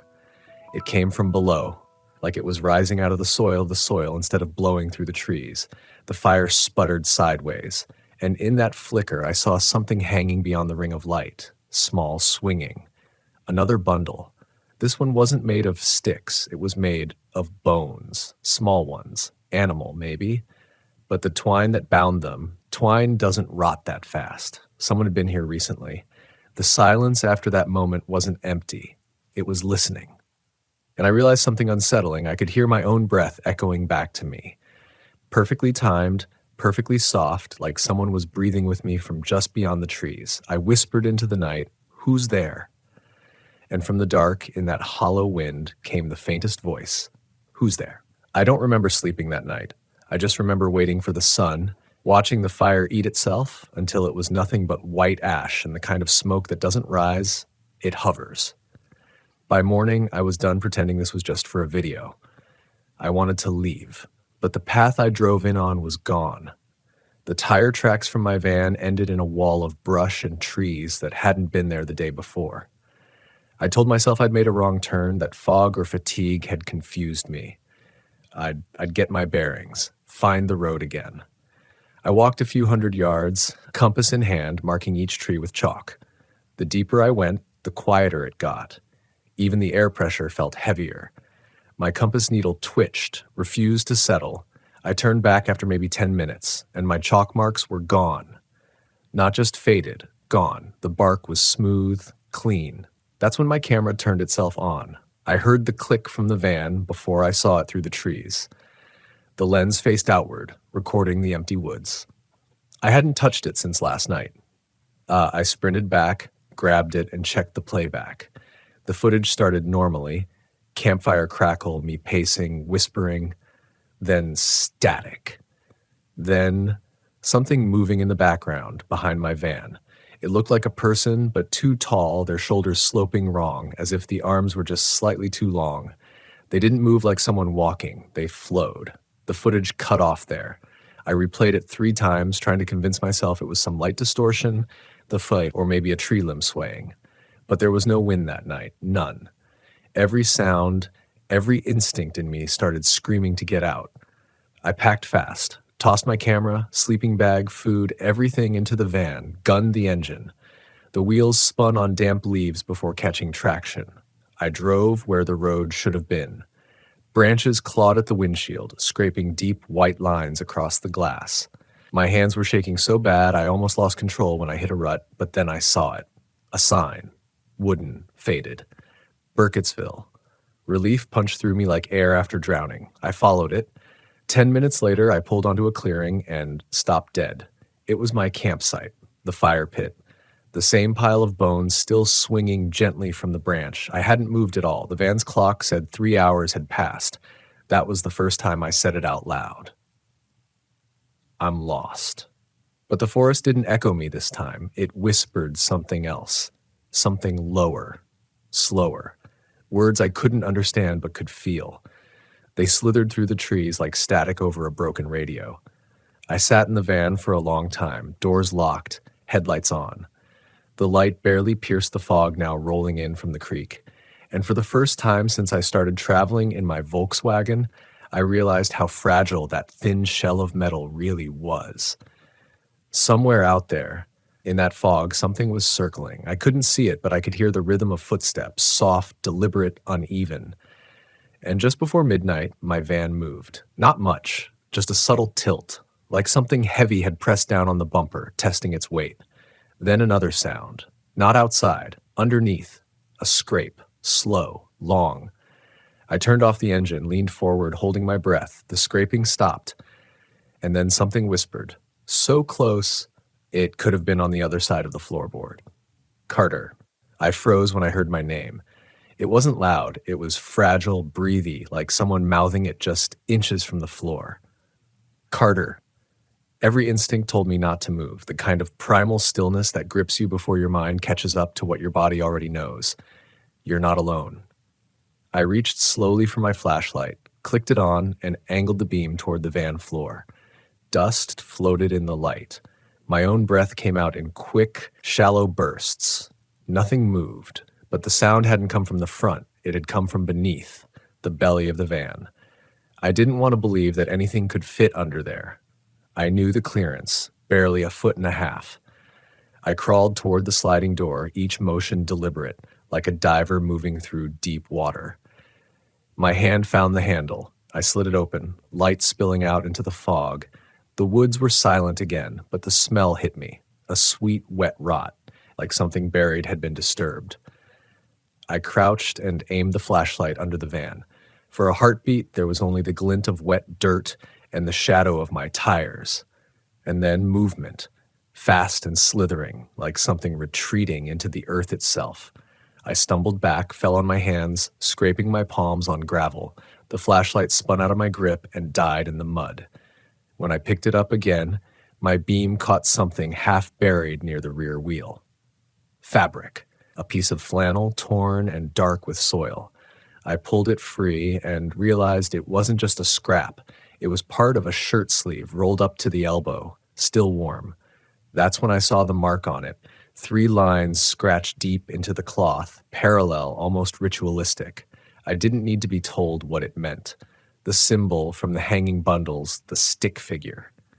The Blair Witch mark. I started the van again. This time it resisted, the engine whining like it didn't want to go. Finally, it caught. I threw it into gear and floored it, plowing through the fog, through whatever branches or brush stood in my way. The forest didn't end. It didn't thin out or change or give me any sense of direction. The same bent trees, the same narrow slope, everything was looping. I realized I was circling my own campsite again because I saw the reflection of my own taillights through the fog. Then something moved across the road. It wasn't a deer, not a person. Too tall, too distorted. The body moved like a shadow held together by breath. When the headlights hit it, it didn't cast a shadow. It swallowed the light. For half a second, I saw its face, or what should have been a face, but it wasn't human. The skin was stretched, almost translucent, with black soil showing underneath like veins. The mouth, if it had one, hung open too wide, too quiet. I swerved. The van slammed into something, a tree or maybe nothing at all, and the engine died. My head hit the steering wheel. Everything went dark. When I came to, the headlights were flickering. I was bleeding from my forehead, my hands shaking uncontrollably. I reached for my phone. It was dead. The dashboard clock was blank. The only light was the glow of the dying headlights and the faint shimmer of fog beyond them. I looked out the window. The forest was full of lights, not headlights, not lanterns. Flickering yellow glows, dozens of them, floating between the trees, like candles held in invisible hands. They moved in slow, deliberate patterns circling the van. My breathing turned into gasps. I locked the doors, even though I knew how useless that was. The windows started to fog up from the inside. My reflection stared back at me in the glass and then blinked when I didn't. I turned away. I couldn't handle it. I pressed my palms over my ears as something began to tap again. This time on the windows, on the doors, all around. It wasn't random. It had rhythm, almost a message, like something trying to get my attention. Tick, tick, tick, tick, tick, faster, louder. The sound vibrated through the metal walls until I could feel it in my bones. I screamed, slammed my fist against the dashboard and shouted, "Stop!" Everything went silent. And then the voice came back. This time, it wasn't whispering my name. It was repeating everything I said, word for word, tone for tone. I'd speak, and it would follow half a beat behind. "Stop! Stop! Leave me alone! Leave me alone!" But when I stopped talking, it kept going. "Leave me alone! Leave me!" The voice broke apart, fragmented, stretching the words like wet fabric until it didn't sound human anymore. I tried to start the van again. The key turned, engine coughed, sputtered, and caught. The moment the engine roared to life, all those candle-like lights vanished. The tapping stopped. I floored it. I drove without looking back, without blinking, without thinking. My headlights tore through the fog like ripping through fabric, and then, just like that, I was back on asphalt. A paved road. Signs. Civilization. Burkittsville. 2 miles. I pulled over by the side of the highway and sobbed into my hands, the kind of shaking that comes when adrenaline drains out and leaves nothing behind but emptiness. When I finally looked up, the clock on my dashboard read 7:13 a.m. The sun was rising behind the trees. I thought it was over. It wasn't, because in the passenger seat, lying neatly folded, was that torn flannel sleeve. Clean, dry, smelling faintly of pine, and drawn across my windshield in ash from a burned-out fire were 3 long lines. I left Burkittsville that morning without looking back. I didn't even stop to refuel until I hit Virginia. My hands wouldn't stop trembling, and every sound outside, the wind, the tires on the road, even the hum of the radio felt like it was hiding something underneath. For days, I didn't tell anyone, didn't post the footage, didn't edit a frame. I thought maybe if I ignored it, it would fade away like a nightmare you can't quite remember. But it didn't. When I finally checked the camera back in Tucson, the files were all corrupted except one. It was only 3 seconds long, a static blur, then a voice. Mine, but older, hoarser. It said, "You shouldn't have come back." I know what people will think, that I got lost, that I hallucinated, that fear makes you see patterns where there are none. Maybe they're right, but I can't shake the feeling that what lives in those woods doesn't belong to the past. It feeds on people trying to resurrect it. People like me. I sold the Volkswagen a month later, couldn't sleep in it anymore. Every time I closed my eyes, I felt that scrape underneath the floor again, like the earth itself breathing beneath me. Sometimes late at night, I dream of driving through fog that never ends. The road keeps looping, and the headlights always catch a shape that's just a little too tall, a little too still. And somewhere behind that endless gray, I hear it again, soft, patient, waiting. Carter.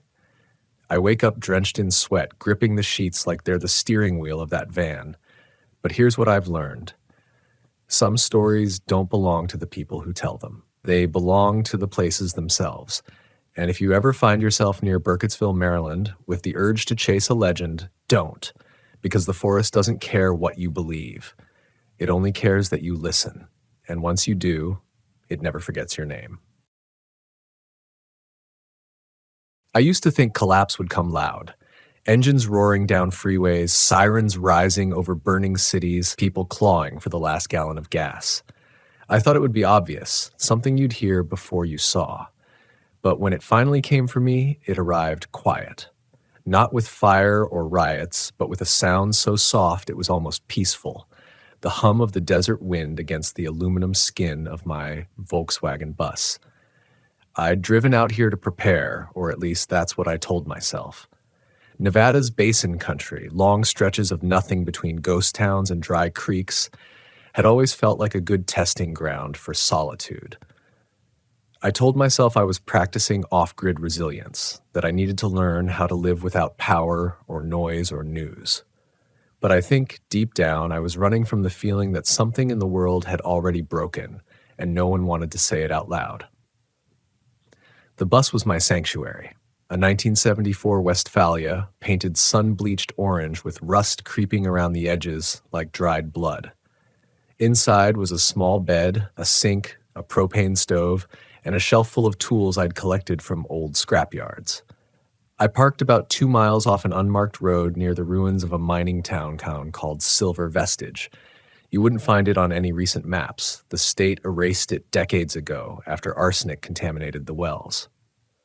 The first few nights felt perfect. The silence was dense, the kind that lets you hear your own heartbeat.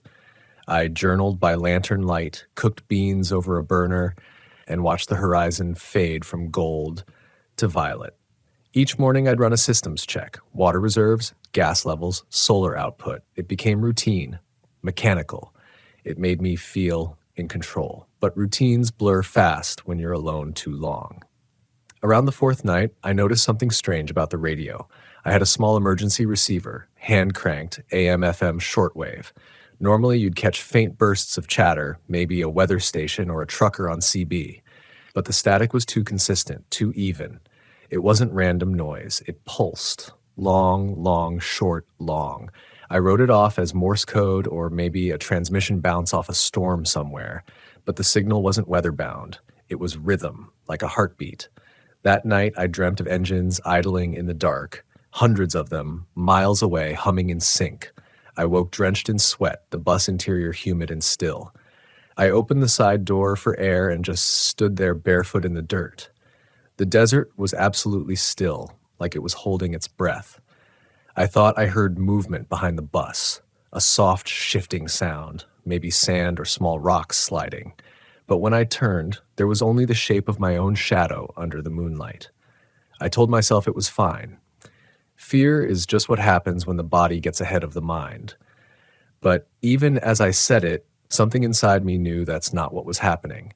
The feeling wasn't ahead of anything. It was catching up.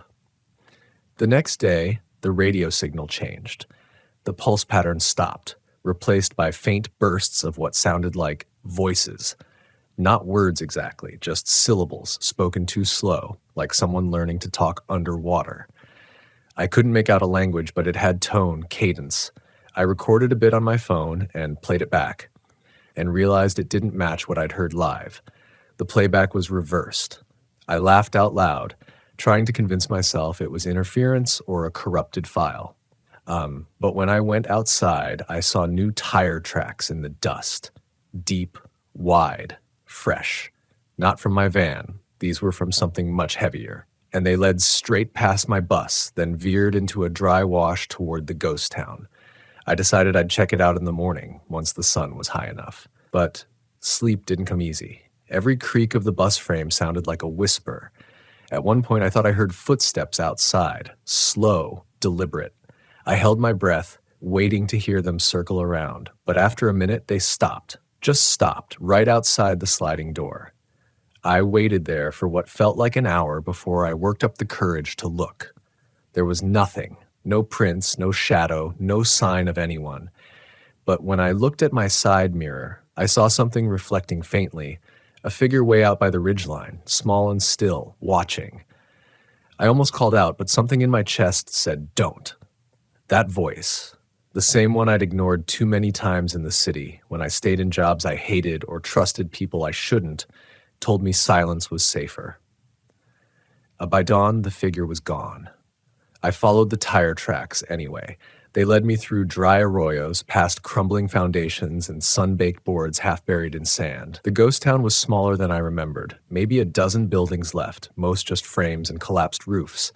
In the center stood what had once been a store, its wooden sign burned down to a single letter, S. I stepped inside. The air was cool, stale, and that's when I saw them.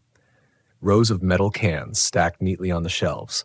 Food, water, supplies, sealed, intact, dated just a few months back. Each can had the same red symbol painted on it, a circle with 3 lines cutting through it like spokes. I didn't recognize it. Then, from somewhere deep in the building came a single tap, not a random creak, a rhythm, long, long, short, long. I turned my flashlight toward the sound, but the beam cut through nothing, just dust floating in still air. The tapping stopped. I felt that same pressure again, that invisible push in my chest. My instincts screamed to leave. When I stepped outside, the sky had turned a strange shade of gray. Not clouded, not dusty, but almost metallic.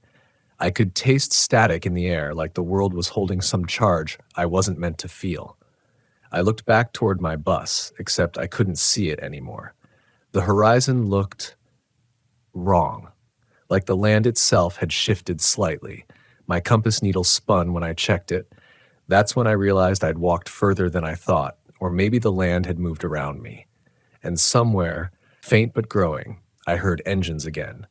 Not one, not 2, dozens. Idling just beyond the ridge, their rhythm synced with the radio pulse. I started walking faster, then running. The desert floor seemed to hum beneath my boots, like the ground itself was alive. When I finally reached my van, it was covered in a fine layer of dust that hadn't been there before, as if time had passed differently here. The radio was still on, but now the voices were clearer. They were speaking my name. I yanked the cord, threw it out the window, and started the ignition. The engine coughed, sputtered, then caught.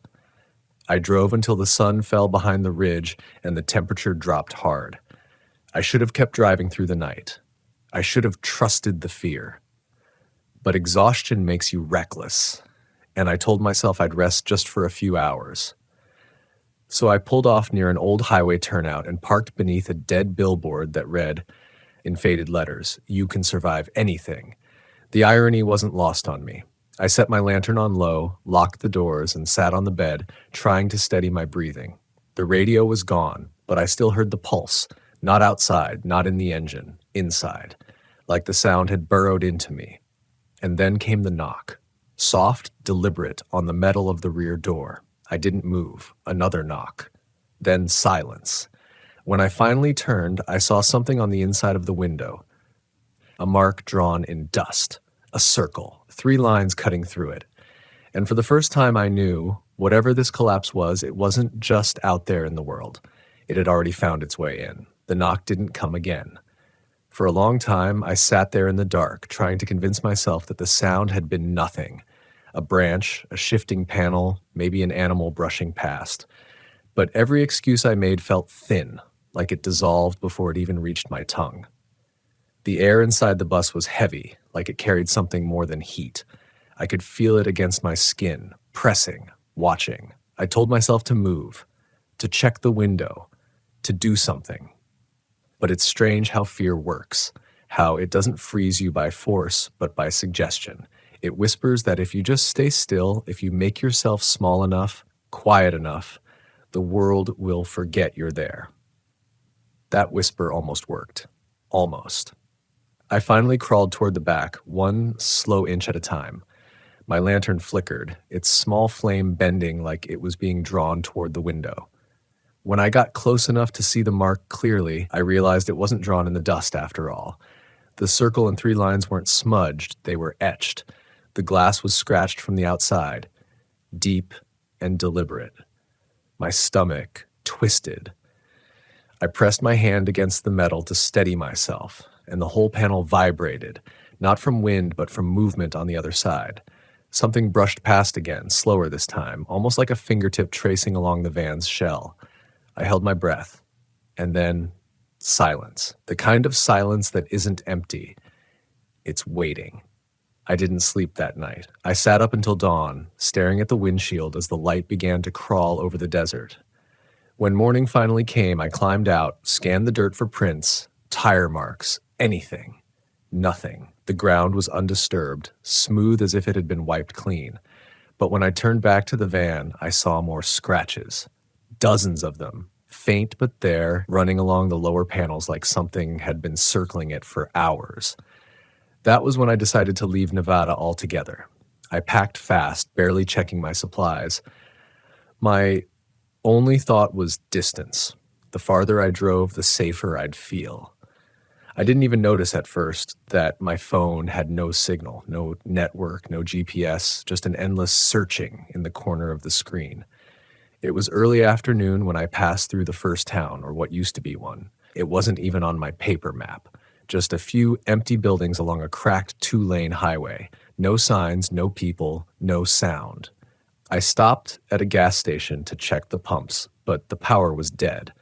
The windows were painted black from the inside like someone had tried to block out the sun. That's when I saw the first note. It was taped to the door with electrical tape, written in thick black marker. If you hear the signal, don't respond. I stared at it for a long time, trying to process what that even meant. Then I heard the sound again, faint, almost beneath hearing. A pulse coming from somewhere behind the station. Long, long, short, long. It echoed in my ribs like it was already part of me. I got back in the van and drove. The road cut through miles of open desert, then narrowed into a canyon where the cliffs rose on either side like jagged teeth. The farther I went, the weaker the daylight felt, like the sun itself was dimming.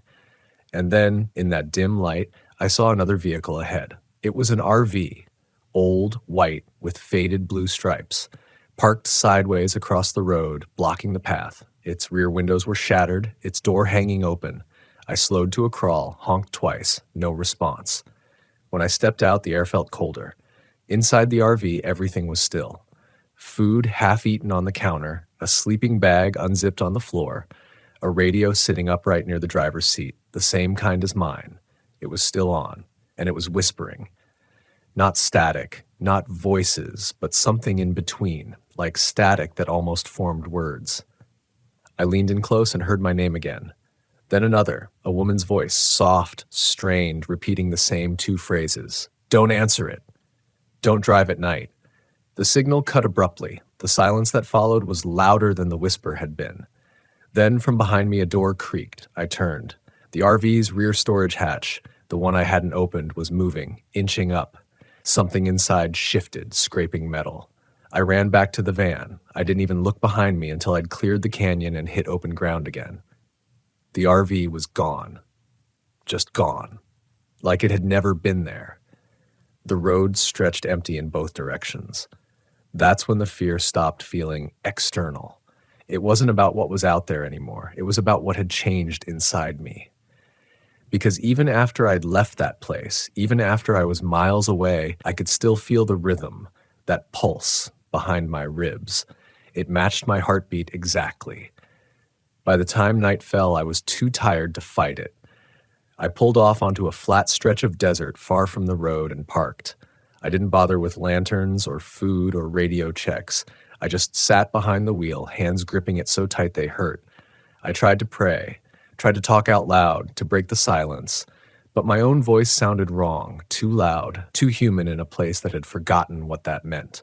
And then I noticed something moving along the horizon.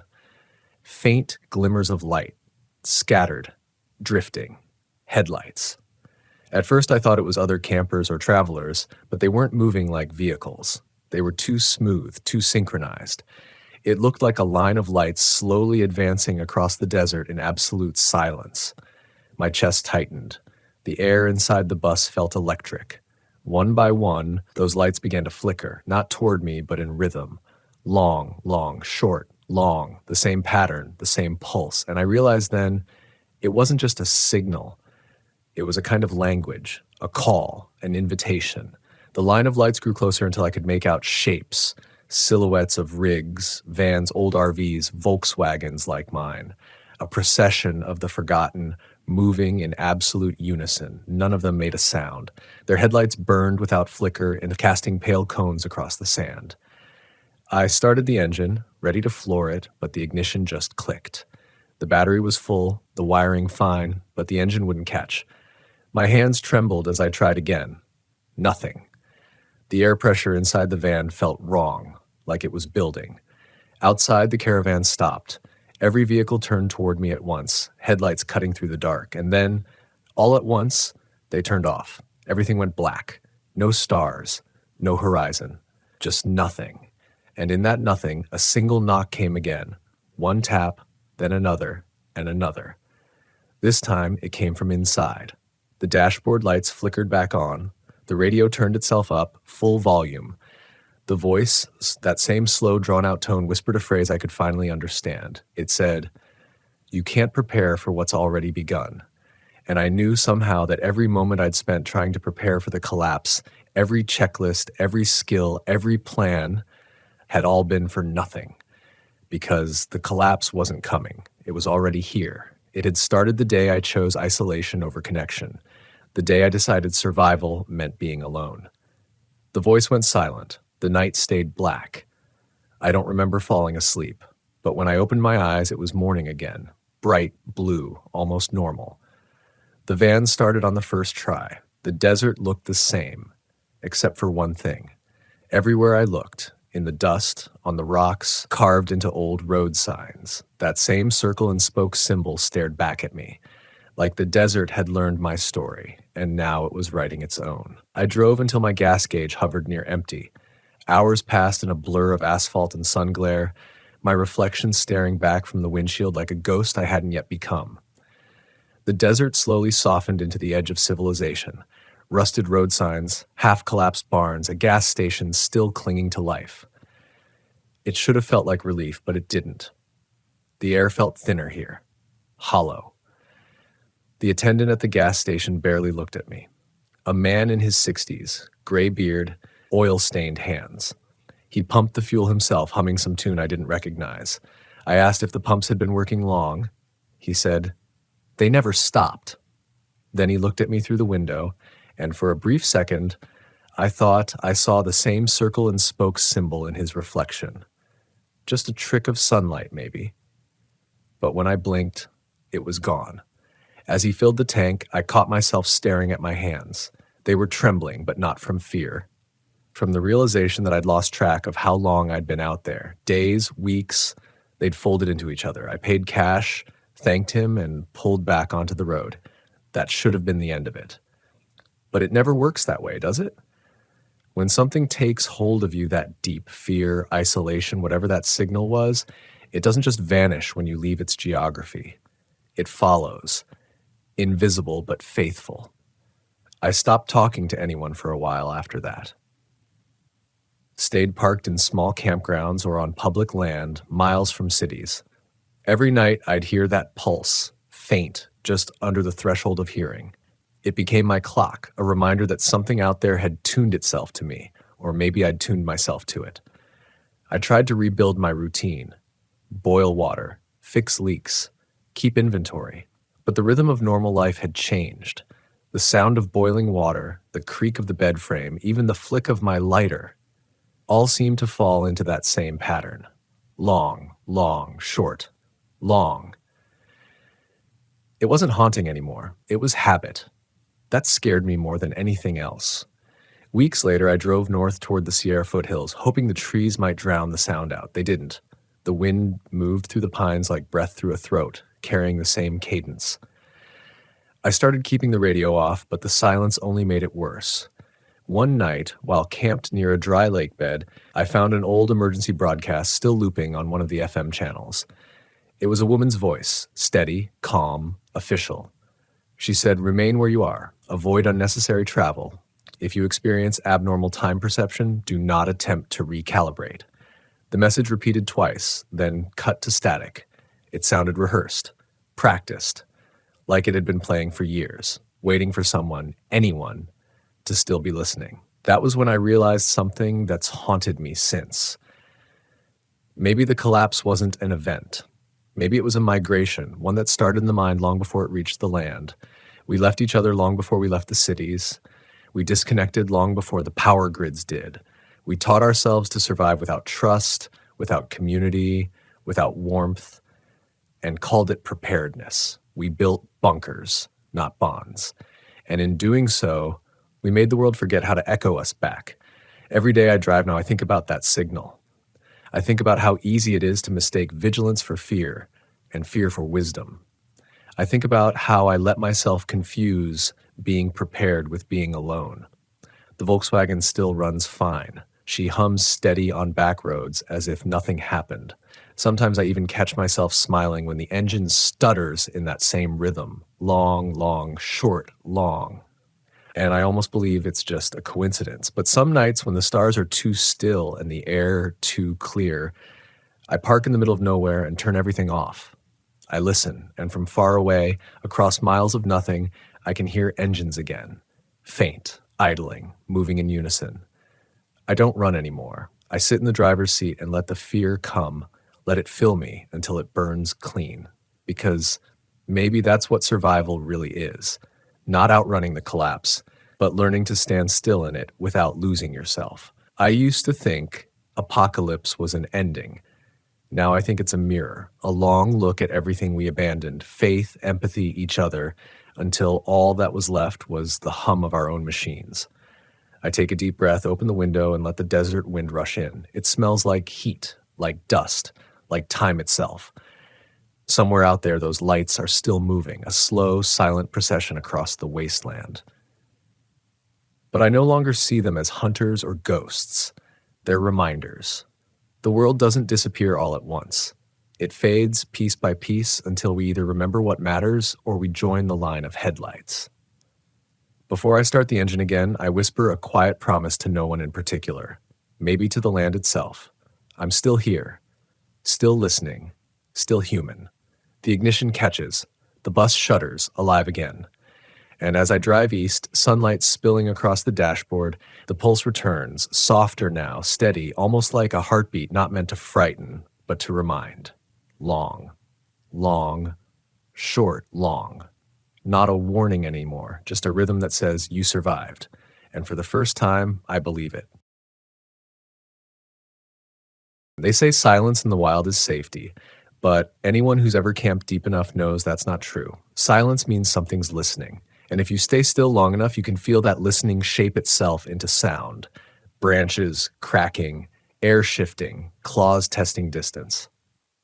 My name's Mark Redding. I'm 42 years old, and I've been living out of my RV for the past 6 months, driving through national forests across the West.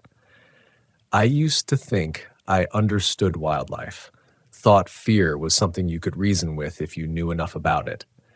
But the forest doesn't care what you know. It only cares what you hear, and what hears you back. I pulled into the campground near the base of Idaho's Sawtooth Range just before dusk. The sky had that burnished orange that always looks like it's breathing, clouds dissolving into thin smoke, mountains cutting through like broken glass. The ranger station was closed.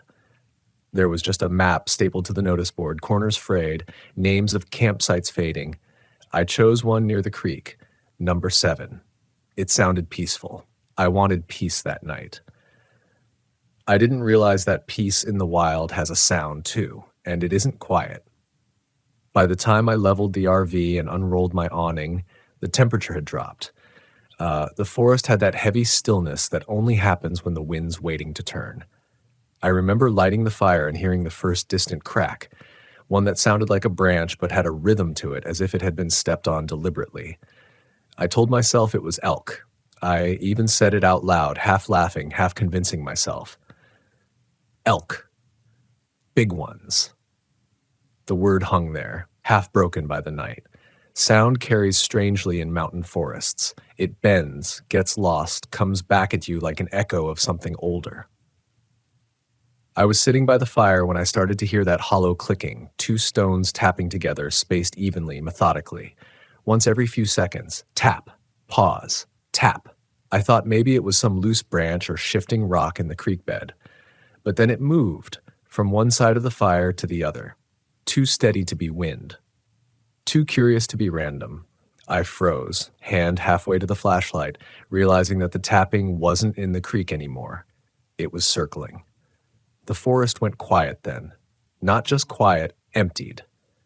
I couldn't even hear my own breathing for a second, like the air itself was holding still.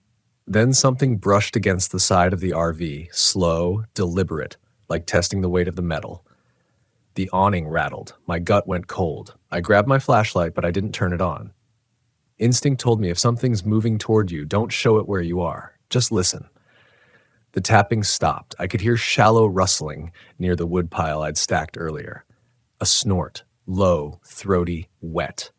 It didn't sound like a bear. I've heard bears. This had rhythm, almost speech behind it.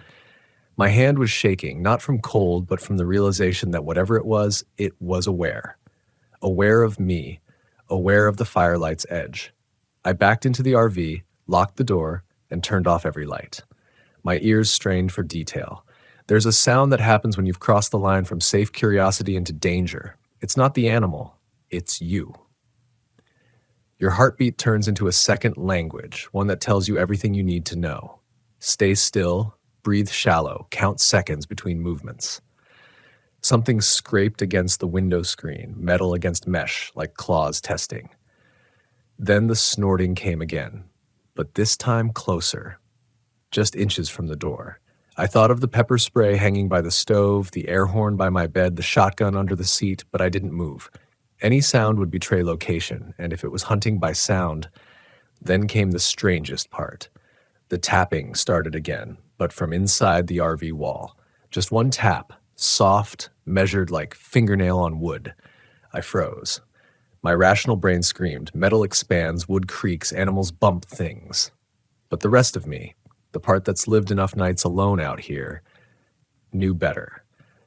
There's a difference between coincidence and intention. When I finally forced myself to move, I started the RV's engine. The headlights cut through the forest in beams of silver dust, and the tapping stopped. For a moment, I thought I saw something by the tree line, a shape too tall to be an elk, too narrow to be a bear, but it was gone in the blink of the high beams. I drove 2 miles down the dirt road until I found a turnout by a ranger gate and parked there till morning. I barely slept. Even inside the RV, with the sound of the idling engine, I could hear it. Not the tapping now, but the something softer, like breath on the other side of the windshield. Sometimes I'd catch a faint whine, high-pitched, canine almost, but too long, too precise. I told myself I was exhausted. That fear bends reality when you're out there alone. But when the sun finally rose, I got out, and there it was in the dirt. A print. Not quite paw, not quite boot. Just a wide oval with 4 deep impressions at the top, almost like fingers. And around it, circles. Perfect, deliberate circles etched into the dust. That's when I started keeping a recorder with me on every trip, not to capture sound for proof, but to understand it. Sound tells the truth in the woods. If you learn how to listen, it'll teach you more than any ranger manual. It'll tell you when to stay, when to leave, when something's pretending to be what it's not. The next week, I camped again, this time near the Oregon border, dense with pine, a place called Loon Creek. The ranger warned me about wolves. "They come close," he said, "sometimes closer than you think, but they don't mean harm unless you act like prey." He smiled when he said it, but I saw something in his eyes, something like memory. That night I heard them, first one howl, distant and soft, then a second, closer. The kind of call that feels like it's not just marking territory, but communicating. And beneath it, faint but real, was the tapping again. I felt the blood drain from my face. It wasn't the wolves I was afraid of. It was that rhythm, that same calculated interval, like something had followed me from Idaho into Oregon. And when I turned on the recorder, all it captured was static. By the time I reached Central Oregon, I had convinced myself the tapping was a coincidence. Some trick of the terrain, or maybe even my own nerves replaying what I thought I'd heard back in Idaho. But that night in Loon Creek, as the static hummed in my recorder and the howls faded into the cold, the truth started to press against me, like the dark pressing against the windows. There's something about hearing a sound that isn't supposed to exist, something that bypasses logic and goes straight to the part of your brain built for survival, the part that whispers, "Run." Morning came slow. The forest didn't warm. The air hung heavy with mist that smelled like iron and wet pine. When I stepped out of the RV, the silence was too clean, too absolute. No birds, no bugs, just the hiss of my breath. I walked around the site, scanning for prints. That's when I saw the pattern again, those same wide, oval impressions, 4 deep notches at the top. The circles were smaller now, tighter, as if something had been pacing in place. I bent down, ran my fingers through one of the grooves. The dirt was packed hard as though pressed by something heavy, but not deep enough for a hoof, not wide enough for a paw. I remember thinking, it wants me to know it was here. I packed up by noon. I told myself I was heading west, toward the coast, toward people, toward noise. I needed to hear something human again. But when I drove, my mind kept drifting to that tapping. Not the sound itself anymore, but the pattern, the spacing between each strike. Tap, pause, exactly 2 seconds. The same rhythm as a heartbeat if you were scared but trying not to show it. That realization sat in my chest like ice. I camped that night off an unmarked service road near Crescent Lake. I didn't light a fire. I didn't play music. I just sat inside the RV, blinds half closed, trying to let the forest think I wasn't there. But the thing about silence out here, it doesn't protect you. It invites attention. Around midnight, I heard it again, faint at first, 2 taps, then nothing, then 2 more, like it was repeating what I'd been counting in my head. I turned on the recorder, slowly. I whispered the date, April 14th, Crescent Lake, midnight. Then I said, "If you're out there, what do you want?" The forest answered with 3 taps this time. I can still feel that sound inside me. It wasn't loud. It was small, deliberate, like it wanted to speak but didn't have words. For a second, I actually whispered back, "I hear you." And right after I said it, something brushed the RV again, soft, like the palm of a hand dragging across the side panel. The metal flexed, groaning under weight. I stood frozen, every muscle in my body waiting for whatever came next. But it didn't come. Just the smell of rain and pine through the cracked window, and the faint tremor of my own heartbeat, echoing in my ears. Eventually, I fell asleep, sitting upright in the driver's seat, engine key clutched in my hand. The next morning, the side of the RV was streaked with mud. 5 streaks, parallel, evenly spaced, running from the back corner toward the door. Not scratches, not paint, just long finger-like smears, as if something had touched it while circling. The soil was dark, thick with clay, and when I touched it, the smell hit me like metal and rot. My stomach flipped. I wiped it off with a rag and told myself I was done camping for a while. But the thing about running from fear is that you don't leave it behind. It adjusts to your pace. 3 nights later, I checked into an RV park outside Bend. There were lights, neighbors, even a few families with kids roasting marshmallows by portable pits. It should have felt safe.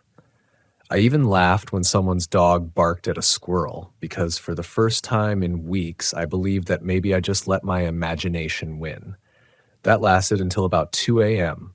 I woke to the dog barking again, but this time the sound was strangled, sharp, then cut off. The silence afterward was too sudden, like something had sucked the sound right out of the air. Then, faintly, came the tapping. Not outside this time, underneath, directly beneath the RV. I sat upright, breath shallow, listening. Tap, tap, slower now. Like it knew I was awake, like it wanted to make sure I could hear. I whispered to myself, "It's nothing. It's pipes. It's the ground cooling."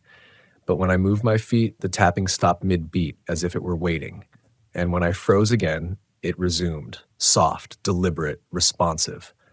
I leaned forward, placed my palm against the floor. The vibration was real, light but present. I felt each tap through my skin. I grabbed the flashlight and opened the door. The night was dead still. The lights from other campers were dimmed, their fires out. The only sound was wind threading through pine needles and the hum of my own blood in my ears. I crouched, aimed the beam under the RV. Nothing, just gravel, dew, and the faint smell of rain. Then, from behind me, 3 taps against the door I'd left open. I spun, flashlight trembling. Nothing. Just that rectangle of blackness where the woods began. I slammed the door shut, locked it, and sat there till sunrise, every sound stretching into something alive. When morning came, I found something taped to the window beside the door, a single feather soaked in what looked like rust. It wasn't there when I parked. It wasn't part of the wildlife. I peeled it off, heart pounding, and that's when I saw the note. Small, folded, tucked behind the feather's quill. The paper was soft from dew, the writing faint. Only 3 words, "You called it." I never understood fear until that moment. Because fear isn't just what you feel when something chases you. It's what happens when you realize you might have invited it. That afternoon, I played back the recorder again, static as usual, but buried deep beneath it, if you turned the volume all the way up, there was a sound. Faint, familiar, a human voice whispering my own words back to me. I hear you. I left Bend the next day, driving south without a destination. The road blurred through dust and tall pines, every mile feeling like I was dragging something invisible behind me. I didn't play music. I didn't open the windows. I just listened to the hum of the tires, the low mechanical rhythm that almost drowned out the phantom tapping in my head. Somewhere between Klamath Falls and the California border, I stopped pretending it was gone. You can't outrun sound. It travels faster than regret. I pulled into a small campground off Highway 97 near an old fire road nobody seemed to use anymore. The sign was faded to gray. Half the sites were overgrown. I parked in the corner space, the one closest to the tree line. I told myself it'd be my last night out before I went home, if home still meant anything. The air smelled dry, sharp with resin and dust. Twilight laid long shadows across the hood of the RV, and the forest felt closer here, like it leaned in to listen. I built a small fire, nothing more than a gesture of normalcy, and cooked a can of soup. Every flicker of flame made the darkness breathe differently. Crickets started up, and for a while, their steady rhythm felt almost like company. Then the sound changed. It wasn't silence this time. It was subtraction. The forest's hum cut away in pieces, like someone lowering the volume on the world. The air felt dense, pressing against my eardrums. That's when I realized I couldn't hear the fire either. The crackle had gone. The world had gone mute, except for one thing, the faintest tap behind me. I turned slowly. Nothing. Just the dark mouth of the forest, the tall trunks vanishing upward. Another tap. Closer, off to the left. The sound was crisp, deliberate, echoing from tree to tree. 1, then 2, then 3, like something was moving through the woods in perfect rhythm. Tap, tap, tap. I killed the lantern. Let the night close in. My breathing sounded too loud, too human. Then, from the dark, a low groan. Not mechanical, not animal. It was like air forced through a narrow throat, the sound bending itself into shape. It took me a moment to realize what it was trying to do. Copy me. The sound of my breath, repeated a half-second later, rough and strained. The voice recorder was still running inside the RV. I reached for it, my hand shaking so hard I nearly dropped it. I whispered, "What are you?"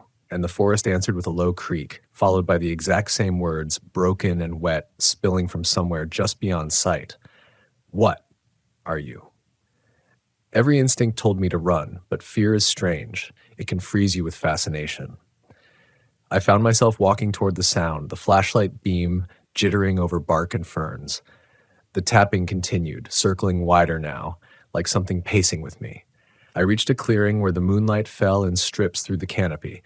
That's when I saw the shape. It wasn't an animal. It stood upright, tall, lean, head cocked like it was listening for my heartbeat.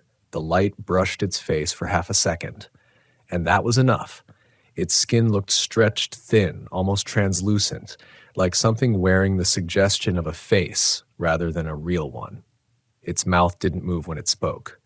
The sound came from its chest, low and layered, as though several voices were trying to agree on the same word. "Mark," it said. My blood turned to static. It knew my name. I stumbled back, tripped over a root, dropped the flashlight. The beam spun across the ground, cutting the shadows into shapes that looked like too many limbs. I heard the crunch of leaves moving toward me, slow, deliberate, the rhythm perfect, in sync with my own trembling heartbeat. I scrambled to my feet and ran. The RV was only 50 yards away, but the distance stretched like a nightmare. Every footstep behind me landed at the same moment as mine. I slammed the door, locked it, killed the lights. My breath came in gasps. For a few seconds I heard nothing but my own pulse, and then the tapping began again. From inside. Tap, pause, tap, pause. I backed toward the front seat, hands trembling on the ignition. The tapping grew louder, not from one spot, but from everywhere. Walls, ceiling, floor. A syncopated rhythm that built into something like a heartbeat out of sync with mine. I shouted, "Stop!" and for a moment it did. Then came the whisper, through the vent, through the metal, through the spaces between sound. You called it. My body moved before thought. I floored the gas. The RV jolted forward, tires spitting gravel. I didn't look back, didn't check mirrors, just drove until the sky began to pale and the forest fell away into open desert. By the time I stopped, the sun was rising behind the hills. I stepped out, legs shaking, the silence of morning almost painful. No tapping, no voices, just the whir of insects and the faint sigh of wind. I thought it was over. Then the recorder, still running on the dash, clicked to a stop. I replayed it, fast-forwarding past hours of road noise. For a long while, there was nothing but static. And then, near the end, just before dawn, a single sound, 3 soft taps, followed by my own voice, recorded hours earlier, whispering into the dark, "If you're out there, what do you want?" And beneath it answering, quiet, layered, impossible to mistake, "To be heard." I shut the recorder off and sat there watching the horizon. I realized then that what follows you in the wild isn't always the predator you expect. Sometimes it's the echo of yourself, the part that answers when you shouldn't have spoken, the part that listens too long, the part that wants to be found by something that should never have known your name.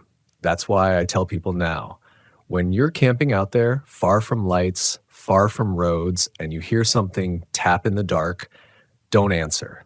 Don't ask what it is. Don't let curiosity sound like invitation. Because once the wild learns your rhythm, it never forgets. And silence isn't safety. It's the moment before something speaks your name again.